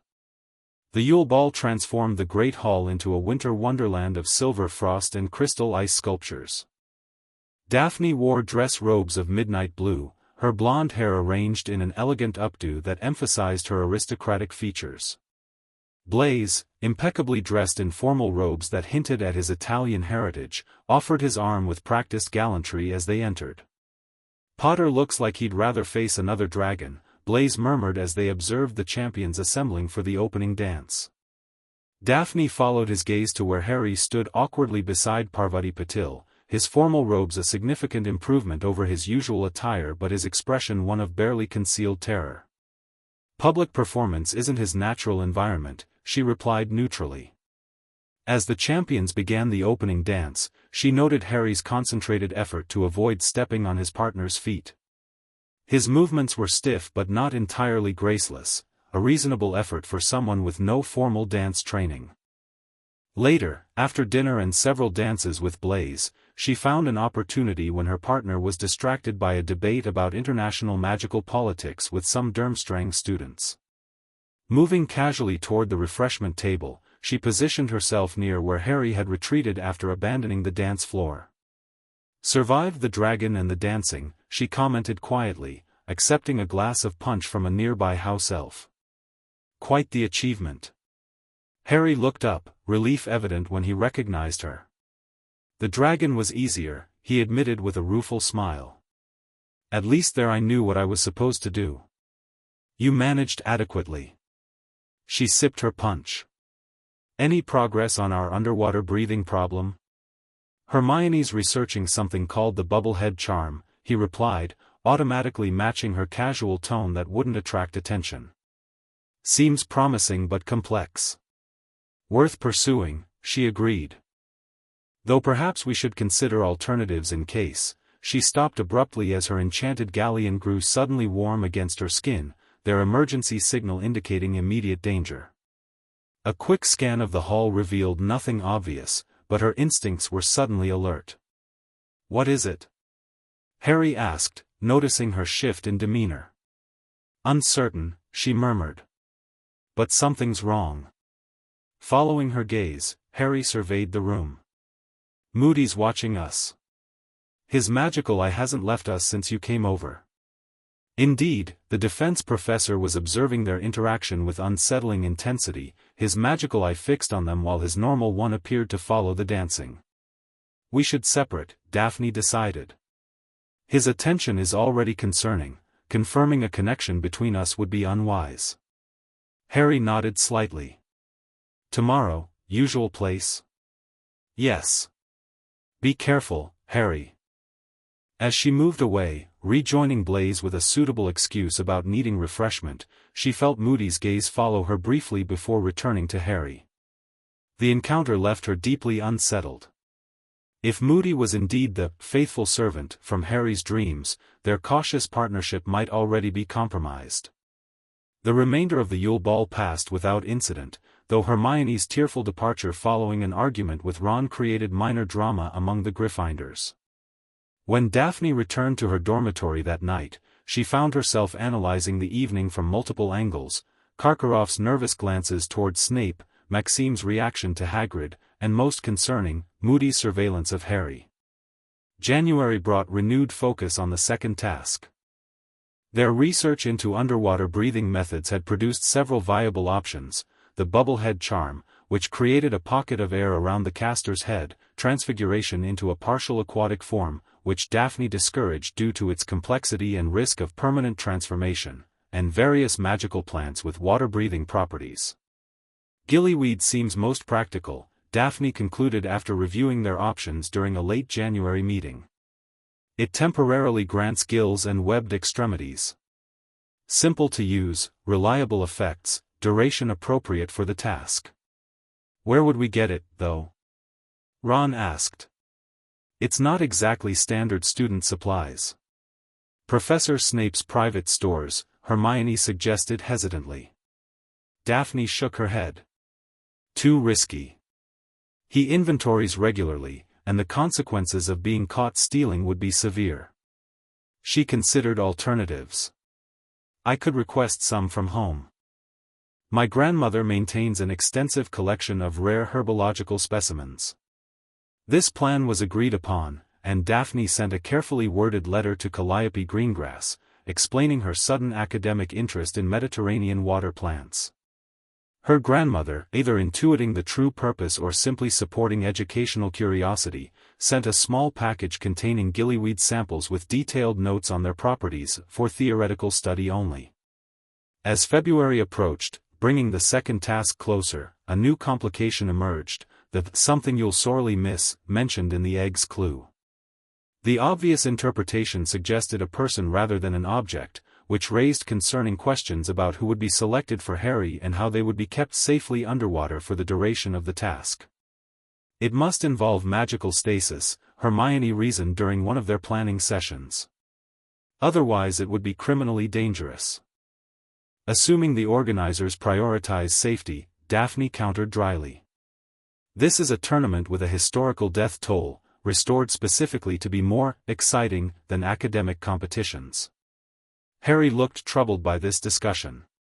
Who do you think they'd take? For me, I mean. Logically, someone whose absence you'd immediately notice, Daphne analyzed. Someone whose safety would motivate you to complete the task quickly rather than carefully. Ron shifted uncomfortably. Probably me or Hermione, mate. Or perhaps all the champions' hostages will be people with more symbolic significance, Daphne suggested, a new thought occurring to her. Like family members or romantic interests. Harry snorted. Well, the Dursleys are definitely not showing up for this, and I haven't got a girlfriend, so that leaves friends. The night before the second task, Daphne delivered the gillyweed to Harry with final instructions on its use. Approximately 1 hour of effect, though water temperature may impact duration. Swallow it whole just before entering the water, the transformation begins within seconds. Got it. Harry pocketed the slimy plant matter with visible relief. Thanks, Daphne. For everything. Partners, remember, she reminded him with a small smile. Get some rest. Tomorrow will be challenging enough without exhaustion. The following morning, as students gathered by the lake for the second task, Daphne immediately noticed Ron and Hermione's absence from the Gryffindor section.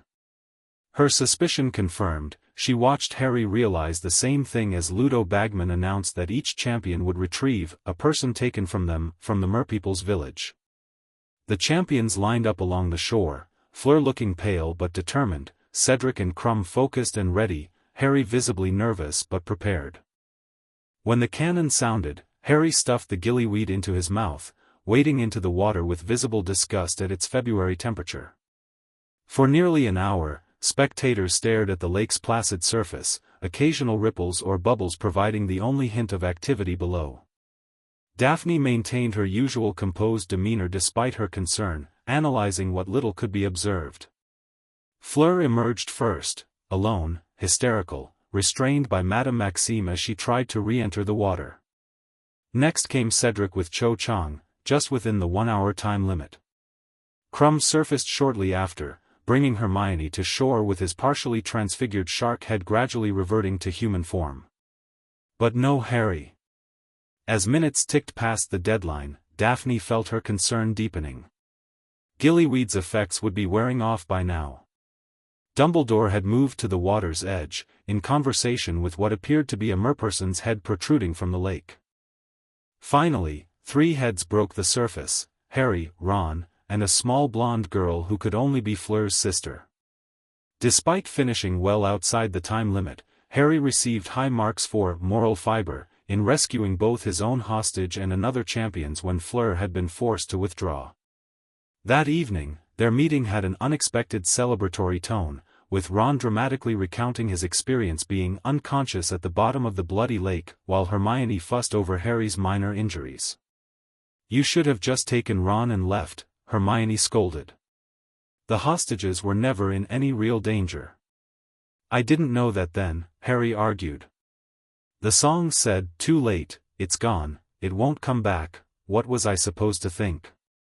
Daphne, observing this exchange, felt a curious pride in Harry's decision, foolish by rational standards, yet perfectly aligned with his character. "Your decision was predictable to anyone who knows you," she noted. Which suggests the task was designed to test character as much as magical ability. Harry grinned at her. "Is that your way of saying I'm predictably reckless?" "Predictably honorable," she corrected with a small smile. Though the distinction can be academic in practice. With 2 tasks successfully navigated, their focus shifted to the final challenge, likely a maze, based on historical precedent and Daphne's fragmentary visions. They expanded their preparation to include offensive spells, navigational charms, and counter-jinxes for magical obstacles. But beneath this practical preparation, Daphne's concern grew. Her visions of the graveyard, of Voldemort's return, remained consistent. The tournament's conclusion seemed inexorably connected to that dark ritual, suggesting that despite their preparations, some aspects of the future remained fixed. The question was no longer if Harry would face Voldemort, but how he would survive the encounter. Spring brought longer days and warming temperatures to Hogwarts grounds, yet Daphne felt a growing chill of apprehension as the final task approached. Her visions had intensified, showing fragments of a maze filled with magical obstacles, a gleaming cup that served as both trophy and trap, and most disturbingly, Harry bound to a gravestone while dark figures performed a ritual around a bubbling cauldron. During one of their meetings in late May, she finally shared the full extent of these visions with Harry, Hermione, and Ron. "You're saying the cup will be a portkey?" Hermione asked, her face pale. "Taking Harry directly to you-know-who?" "That's my interpretation," Daphne confirmed. "The timing, the fragments I've seen, they align with the 3rd task as the culmination of whatever plan has been unfolding all year." Ron shook his head in disbelief. "But that's mental. Dumbledore would never let a portkey be placed on school grounds, especially not one taking Harry to him." "Unless Dumbledore doesn't know," Harry said quietly.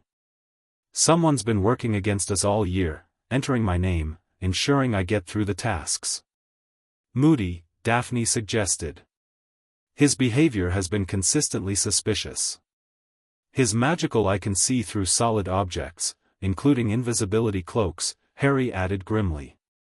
"Which would allow him to monitor the cup's placement and enchantment without detection," she concluded. They debated options: withdrawing from the tournament, impossible due to the magical contract; informing Dumbledore, risky without definitive proof; sabotaging their own performance in the maze, potentially more dangerous than succeeding. "What if I just don't touch the cup?" Harry suggested. "Even if I reach it first, I could just not take it." Daphne frowned. "Possible, but it assumes you'll have complete agency in that moment. If someone has orchestrated events this carefully, they likely have contingencies. So what do we do?" Ron demanded, frustration evident in his voice. After lengthy discussion, they developed a layered approach. Harry would prepare for the maze itself with advanced defensive magic, Hermione would research portkeys and potential countermeasures, Ron would monitor the judge's stand during the task for suspicious behavior, and Daphne would attempt to focus her foresight specifically on the moments immediately following Harry's contact with the cup. "It's not ideal," Daphne acknowledged. But understanding what awaits may provide crucial advantages. In the final weeks before the third task, their preparation intensified. Harry mastered spells far beyond fourth-year level, shield charms capable of blocking minor curses, stunning spells powerful enough to incapacitate larger creatures, counter-jinxes for magical traps they anticipated in the maze. Daphne, meanwhile, spent hours in meditation, attempting to direct her foresight more precisely, a technique her grandmother had suggested might be possible with practice. The results were mixed but yielded critical details. The graveyard was in Little Hangleton. The ritual required Harry's blood specifically. Voldemort would regain a body through this dark magic. Most importantly, she glimpsed a moment of connection between Harry's wand and Voldemort's, twin cores creating a priori incantatem effect that might provide Harry's only chance to escape. The night before the third task, their final planning session had a somber tone. Despite weeks of preparation, all four students understood the enormity of what potentially lay ahead. "Remember everything we've practiced," Hermione urged, her voice tight with worry. "Especially the shield charm. And don't be noble," Ron added. "If you can escape, just do it. Don't try to fight him." Harry nodded, tension evident in every line of his body. When Ron and Hermione finally departed to their dormitory, leaving him alone with Daphne for a few final moments, he seemed to deflate slightly. "I'm scared," he admitted quietly. "Not of the maze, but what comes after. If your visions are right." "They're possibilities," she reminded him, though her conviction had waned. "Not certainties. But likely ones." He met her gaze directly. "Be honest, Daphne. Do you think I'll survive tomorrow?" The question hung between them, demanding truth rather than comfort. She considered her answer carefully. "I believe you have the capacity to survive," she said finally. "I've seen your resourcefulness, your ability to remain clear-headed in crisis. And I've seen glimpses, fragments only, of you returning from the graveyard." He seemed to draw strength from her assessment. "That's something, at least." "Harry." She hesitated, then continued with uncharacteristic directness. "Whatever happens tomorrow, know that these past months, working together, planning, preparing, they've meant a great deal to me." A smile touched his lips, gentle against the worry in his eyes. "To me too. Funny how it all started with you seeing me at the Leaky Cauldron." "Ancient magic recognizes connections before we do," she replied softly. "Perhaps it knew what we would become to each other." The moment stretched between them, something unspoken but increasingly undeniable. Then Harry reached out, taking her hand in his, a gesture more intimate than their previous interactions. "Partners," he said, echoing their agreement from the summer. "Partners," she affirmed, squeezing his hand gently. "No matter what tomorrow brings." The day of the third task dawned clear and warm, belying the dread Daphne carried as she joined her fellow students in the Quidditch stands, now overlooking a 20-foot-high hedge maze. Beside her, Tracy chattered excitedly about the tournament's conclusion, while Theo and Blaise placed friendly wagers on which champion would emerge victorious. "Crumb looks determined," Tracy observed as the champions assembled at the maze entrance. "But Potter seems calmer than I'd expect."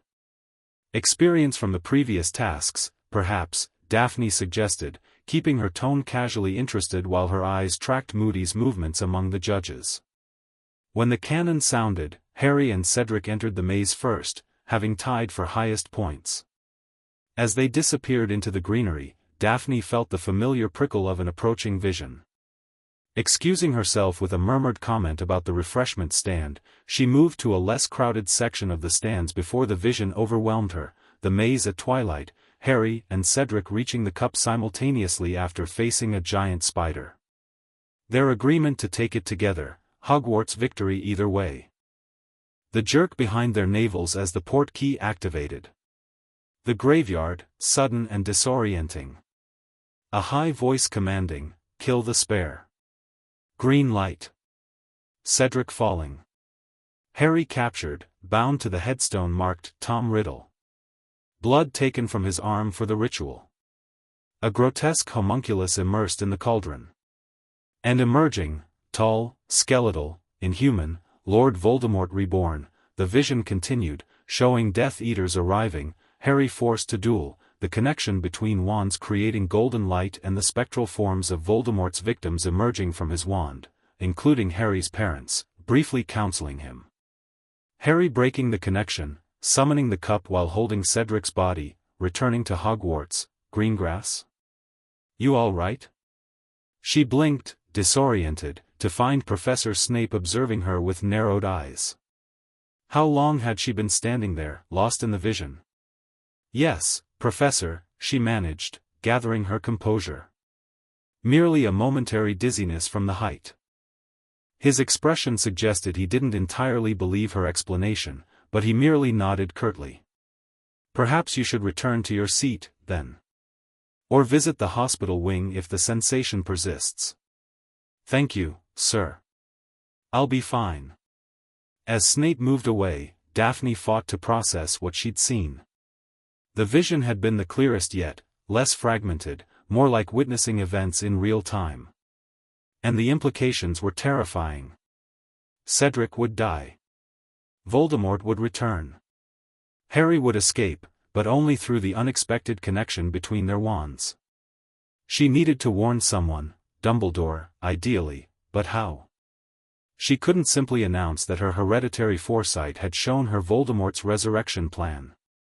And by the time she convinced anyone of the danger, it would likely be too late. Returning to her seat, she scanned the crowd for Ron and Hermione, finding them in the Gryffindor section looking tense but hopeful. No way to communicate with them without drawing attention. The waiting was excruciating. Unlike the previous tasks, spectators could see nothing of the champion's progress through the maze. Occasional red sparks indicated a competitor requesting rescue, first Fleur, later Crumb, but otherwise, the maze remained an impenetrable mystery. Twilight descended, just as in her vision. Daphne's tension mounted with each passing minute, knowing what was unfolding beyond their sight. When a flash of light finally appeared at the entrance to the maze, the crowd surged to its feet in anticipation.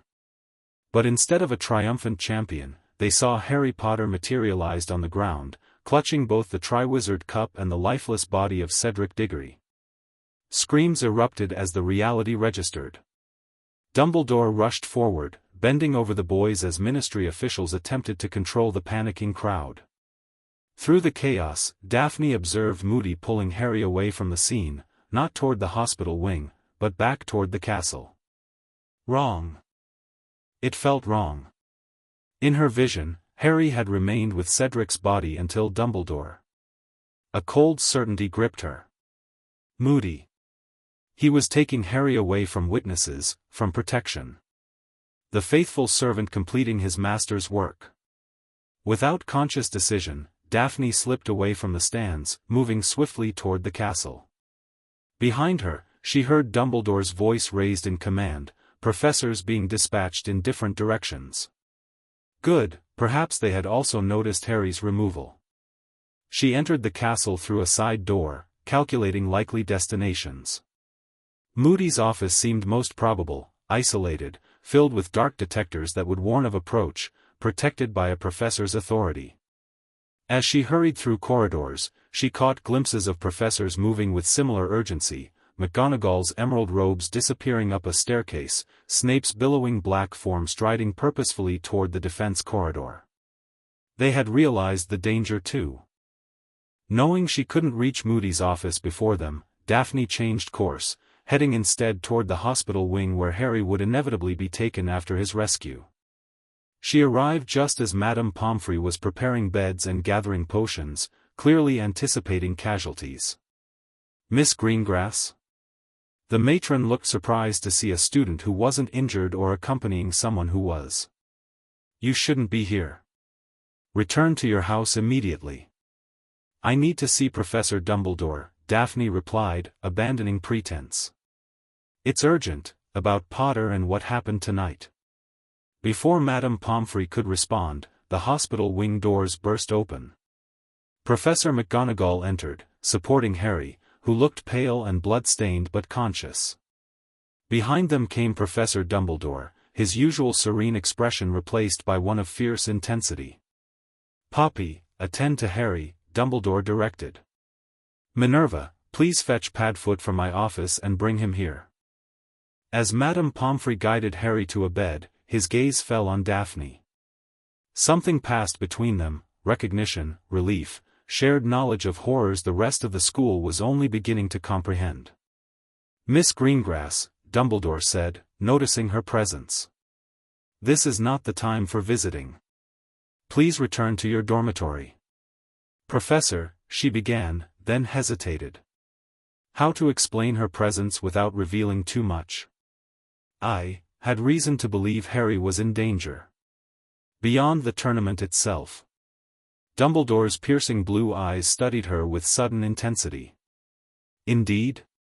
And what led you to this conclusion?" Before she could formulate a suitably vague response, Harry spoke from his bed. "She knew, Professor. About the graveyard. About Voldemort. We've been preparing for months." Silence fell over the hospital wing. Dumbledore's gaze shifted between them, reassessing something fundamental in his understanding. "I see," he said finally. "It seems we have much to discuss, Miss Greengrass. But first, Harry needs treatment and rest. Perhaps you could return tomorrow?" It was a dismissal, but a temporary one. Daphne nodded, understanding that this revelation would require careful explanation. "Of course, Professor." She turned to Harry. "I'm glad you returned safely." His expression, haunted by whatever horrors he'd witnessed in the graveyard, softened slightly. "Thanks to your warning about the wands. It happened exactly as you said." Another significant look from Dumbledore. "Most interesting. We will speak tomorrow, Miss Greengrass. 10 o'clock in my office." "Yes, Professor." As she turned to leave, Harry called after her. "Daphne, tell Ron and Hermione I'm okay. They'll be worried." "I will," she promised. Returning to the main hall, she found the school in controlled chaos. Students were being directed back to dormitories by prefects, while professors attempted to manage distraught Hufflepuffs mourning their champion and frightened younger students demanding answers about what had happened.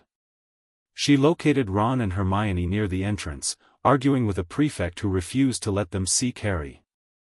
"He's in the hospital wing," she told them quietly, drawing them aside. "Alive and conscious, though injured. Dumbledore is with him." Hermione clutched her arm. "What happened?" "We saw him appear with Cedric, but then, Voldemort has returned," Daphne said simply, keeping her voice low. "My vision was accurate. Cedric died. Harry escaped, but only just." Ron paled beneath his freckles. "Bloody hell. Harry asked me to tell you he's okay," she continued. "Dumbledore wants to speak with me tomorrow. Apparently our partnership is now known to him." "That's probably good," Hermione reasoned.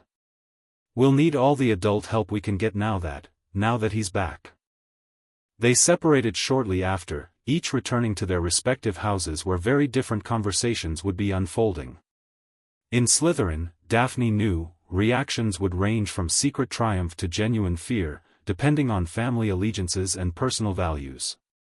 The Slytherin common room was subdued when she entered. Small groups of students huddled in conversations, occasionally glancing toward her as she passed.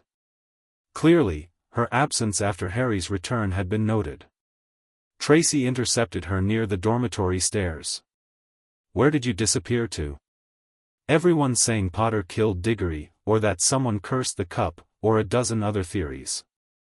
"I needed some air," Daphne replied, the prepared excuse coming easily. The crowd was overwhelming. "Draco's father left immediately after it happened," Tracy continued, lowering her voice. "And he looked, I don't know, almost frightened. Something big is happening, isn't it?" Daphne met her friend's worried gaze. Tracy came from a neutral pure-blood family like her own, neither Death Eater supporters nor Order of the Phoenix allies. She deserved some version of the truth. Yes, she confirmed quietly. Something that will affect us all, I suspect. But we should discuss it privately. In their dormitory, safely behind privacy charms, she gave Tracy an edited version of events: Harry and Cedric taken from Hogwarts by a tampered cup, Cedric killed, Harry escaping to bring warning of dark forces rising again. "You think the Dark Lord has returned?" Tracy asked, her usual cheerful demeanor replaced by genuine fear. "I think we need to be very careful about who we trust and what positions we take in the coming days," Daphne replied. "Our house will be under particular scrutiny given its historical associations." Tracy nodded slowly. "My parents always maintained neutrality during the last war. Said both sides did questionable things." "A wise position," Daphne agreed. "Though neutrality may become increasingly difficult to maintain." That night, as her roommates finally succumbed to restless sleep, Daphne remained awake, processing all she had witnessed and foreseen. Everything had changed tonight. The wizarding world had entered a new chapter, one darkened by Voldemort's return but not yet defined by it. Her own role had shifted as well. The partnership with Harry, once secret and strategic, was now exposed to Dumbledore's scrutiny. Her foresight ability would likely become known to the headmaster, with all the complications that entailed. Yet beneath these concerns ran a current of relief. Harry had survived. Against overwhelming odds, he had escaped the graveyard, carrying warning of what was to come. And he had acknowledged her help in that survival. The preparation they'd undertaken together had made a difference. Whatever tomorrow's meeting with Dumbledore might bring, whatever challenges the wizarding world now faced, Daphne Greengrass had made her choice. The ancient magic that had shown her glimpses of a shared future with Harry Potter had led her to this moment, not as a passive observer, but as an active participant in events that would shape their world. Albus Dumbledore's office reflected its occupant: eclectic, powerful, and full of secrets. Magical instruments whirred and puffed on spindly tables. Portrait headmasters watched with varying degrees of interest. And behind the massive desk sat Dumbledore himself, blue eyes studying Daphne with penetrating intensity. "Miss Greengrass," he greeted her. "Thank you for your punctuality. I believe we have much to discuss." "Yes, Professor." She maintained her composed exterior despite her racing heart. This conversation would determine much about her future role in whatever plans were forming to counter Voldemort's return.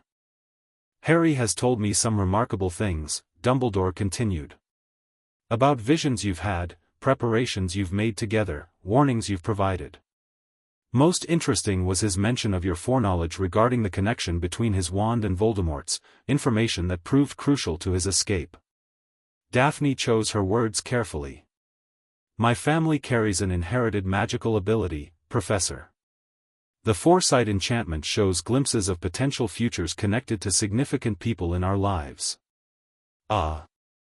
Dumbledore leaned back slightly. "A rare gift indeed. And it manifested regarding Harry specifically?" "Yes.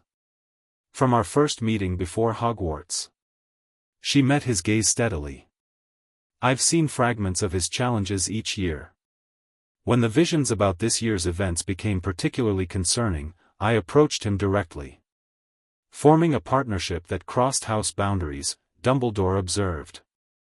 "Quite remarkable, given the typical divisions between Slytherin and Gryffindor. House affiliations seem rather insignificant compared to the return of the Dark Lord," she replied. A smile touched Dumbledore's lips. "A perspective I've advocated for many years, though few students grasp it so thoroughly." He steepled his fingers. "What does your family think of this partnership?" "They don't know the specifics." Daphne maintained her directness. "My grandmother knows about the foresight manifesting but not how I've acted on it. My parents are aware I've had occasional contact with Harry but not the extent of our collaboration." "And where do your family's loyalties lie in the coming conflict?" The question was delicately phrased but unmistakable in its significance. Daphne had anticipated it. The Greengrass family has maintained political neutrality for generations, she answered. We neither supported Voldemort during the First War nor actively opposed him. My father believes in preserving our heritage and position regardless of who holds power. A pragmatic approach, Dumbledore noted without judgment. And your personal position, Miss Greengrass? Does it align with your family's traditional neutrality? This was the heart of the matter, the question that would define her relationship with Dumbledore and whatever resistance he was organizing. My position, she said carefully, is that Voldemort's vision for the wizarding world is fundamentally flawed. Magical strength doesn't correspond to blood purity. Hermione Granger and the Dark Lord himself demonstrate that reality. Furthermore, his methods create instability that threatens all magical society, including traditional pure-blood families like mine. Dumbledore's eyes twinkled slightly. A thoughtful analysis. And how does this perspective influence your actions? I've chosen to help Harry, she stated simply. Not because I believe he alone can defeat Voldemort, but because my visions suggest our paths are meant to intertwine. Whatever role I'm meant to play in coming events, it involves standing with Harry rather than remaining neutral or opposing him. For several moments, Dumbledore observed her in silence, seemingly weighing her words against some internal measure. Finally, he nodded. Harry Potter inspires remarkable loyalty, he said. From house elves and hippogriffs to students from rival houses. It is perhaps his greatest strength. He leaned forward slightly. Your assistance thus far has proven valuable, Miss Greengrass. I would not discourage its continuation. However, I must caution you about the dangers of your position. You mean as a Slytherin helping Harry? She asked. Partly that, yes. But more specifically, as the daughter of a neutral pure-blood family making choices that may eventually force your parents to declare allegiances they've carefully avoided. His expression grew grave. Voldemort does not recognize neutrality as a valid position. Eventually, all will be pressed to choose sides. I understand the risks, Daphne assured him. To myself and my family. I believe you do. Dumbledore rose, moving to where Fawkes perched on a golden stand. There is another matter we must address. Your foresight ability, how reliable have you found it? How detailed are the visions? She explained the nature of her visions, their initial fragmentation, growing clarity with proximity and familiarity, the distinction between likely and unlikely futures. Fascinating, Dumbledore murmured. Not true divination in the prophetic sense, but rather a magical sensitivity to potential timelines. Have you attempted to direct this ability? To seek specific information about future events? Recently, yes, she admitted. My grandmother suggested it might be possible with practice.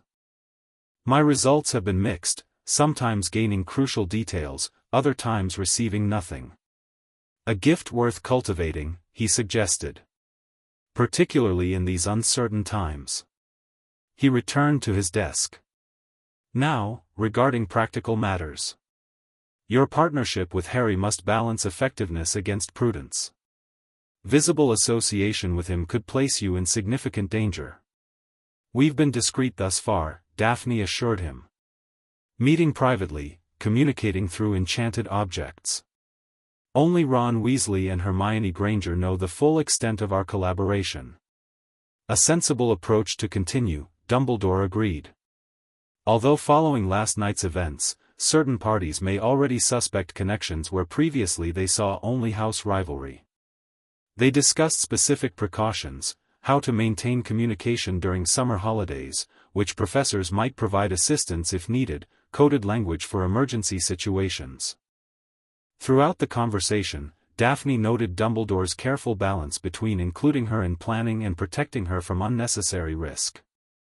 As their meeting concluded, the headmaster fixed her with a final penetrating gaze. Miss Greengrass, I believe your involvement may prove crucial in ways neither of us yet fully comprehend. The ancient magic that connected your fate to Harry's 3 years ago rarely activates without significant purpose. I've come to the same conclusion, Professor. Then I shall simply say this: trust your gift, but verify its guidance through reason and consultation. The future is never fixed, merely probable. His eyes twinkled momentarily. A truth I suspect you've already discovered. Yes, Professor. As she departed his office, Daphne felt simultaneously burdened and lightened. Dumbledore now knew of her partnership with Harry, and appeared to support it, albeit with cautions about discretion. Whatever organization he would inevitably form to counter Voldemort's return, she would not be excluded from it entirely. The remaining days of term passed in a haze of tension and uncertainty. The official explanation for Cedric's death, a tragic accident during the tournament, satisfied few. Whispers about Harry's claims of Voldemort's return divided the student body, with reactions falling predictably along house and family lines. Most Slytherins publicly dismissed the possibility, though Daphne observed their private behaviors with interest. Some wrote home with unusual frequency. Others formed tighter groups based on family alliances. A few, like Theo Knott, withdrew into watchful silence. Harry remained in the hospital wing for several days, visited regularly by Hermione and the Weasleys. When he finally rejoined the student body, the Great Hall fell silent upon his entrance, then erupted in whispers as he took his seat at the Gryffindor table. Daphne allowed herself only a brief glance in his direction, noting his pallor and the shadows beneath his eyes. Their communication continued through their enchanted journals, but face-to-face meetings became too risky with the heightened scrutiny surrounding him. The leaving feast was a somber affair. Black drapes replaced the usual decorations in memorial to Cedric.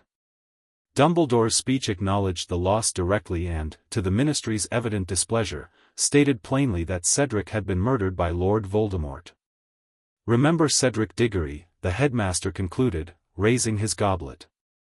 "Remember, if the time should come when you have to make a choice between what is right and what is easy, remember what happened to a boy who was good, and kind, and brave, because he strayed across the path of Lord Voldemort." The Great Hall remained hushed as students absorbed these words. From her position at the Slytherin table, Daphne observed the varied reactions: conviction on some faces, doubt on others, fear on most. At the Hufflepuff table, Cedric's housemate sat with tears streaming openly down their cheeks. When her gaze finally found Harry at the Gryffindor table, she found him already looking in her direction. For a brief moment, their eyes met across the crowded hall, a connection that transcended house tables and school rivalries. In that look past understanding, shared purpose, and something deeper that neither had yet named. Later, as the Hogwarts Express carried them toward London and an uncertain summer, Daphne found an opportunity to speak with Harry privately in the corridor between carriages.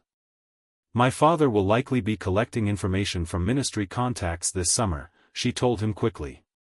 "I'll pass along anything relevant through our journals." Harry nodded. "Dumbledore's organizing something too." He didn't give details, but people were coming and going from the hospital wing, making plans. "Be careful at your relative's home," she warned. "My visions suggest you'll remain there at least briefly, but I've seen fragments of a confrontation with Dementors nearby." His eyes widened. "Dementors? In Little Whinging?" "The details are unclear, but the danger is real." She glanced around to ensure they remained unobserved. "We should establish emergency signals. If something happens before Dumbledore moves you to a safer location, I'll use the journal immediately," he promised. "And you do the same if you sense any danger to your family." The train began slowing as they approached King's Cross. Their time was running out. "Harry," Daphne said, sudden urgency in her voice. "Whatever happens this summer, with Voldemort, with the Ministry's denial, with Dumbledore's plans, remember that you're not facing it alone." "I know." His expression softened. "That makes all the difference, you know. Having people who believe me, who stand with me." Impulsively, she reached out, taking his hand briefly. "The wizarding world is entering dark days. But my visions have shown moments of light too, friendships forged, courage discovered, unexpected alliances forming. Like ours, he suggested with a small smile. Like ours, she agreed. As the train came to a complete stop, they separated, Harry returning to his compartment where Ron and Hermione waited, Daphne to hers where Slytherin classmates would notice her extended absence. On the platform, families reunited amid subdued conversations. The Daily Prophet's recent editions had carefully avoided mentioning Dumbledore's claims about Voldemort's return, creating an atmosphere of uncertain tension rather than open panic. Daphne spotted her parents waiting with typical composed dignity. Nearby, the Weasley family gathered around Harry, offering what appeared to be reassurances and support. Their eyes met one final time across the crowded platform, a look that contained promises neither spoke aloud.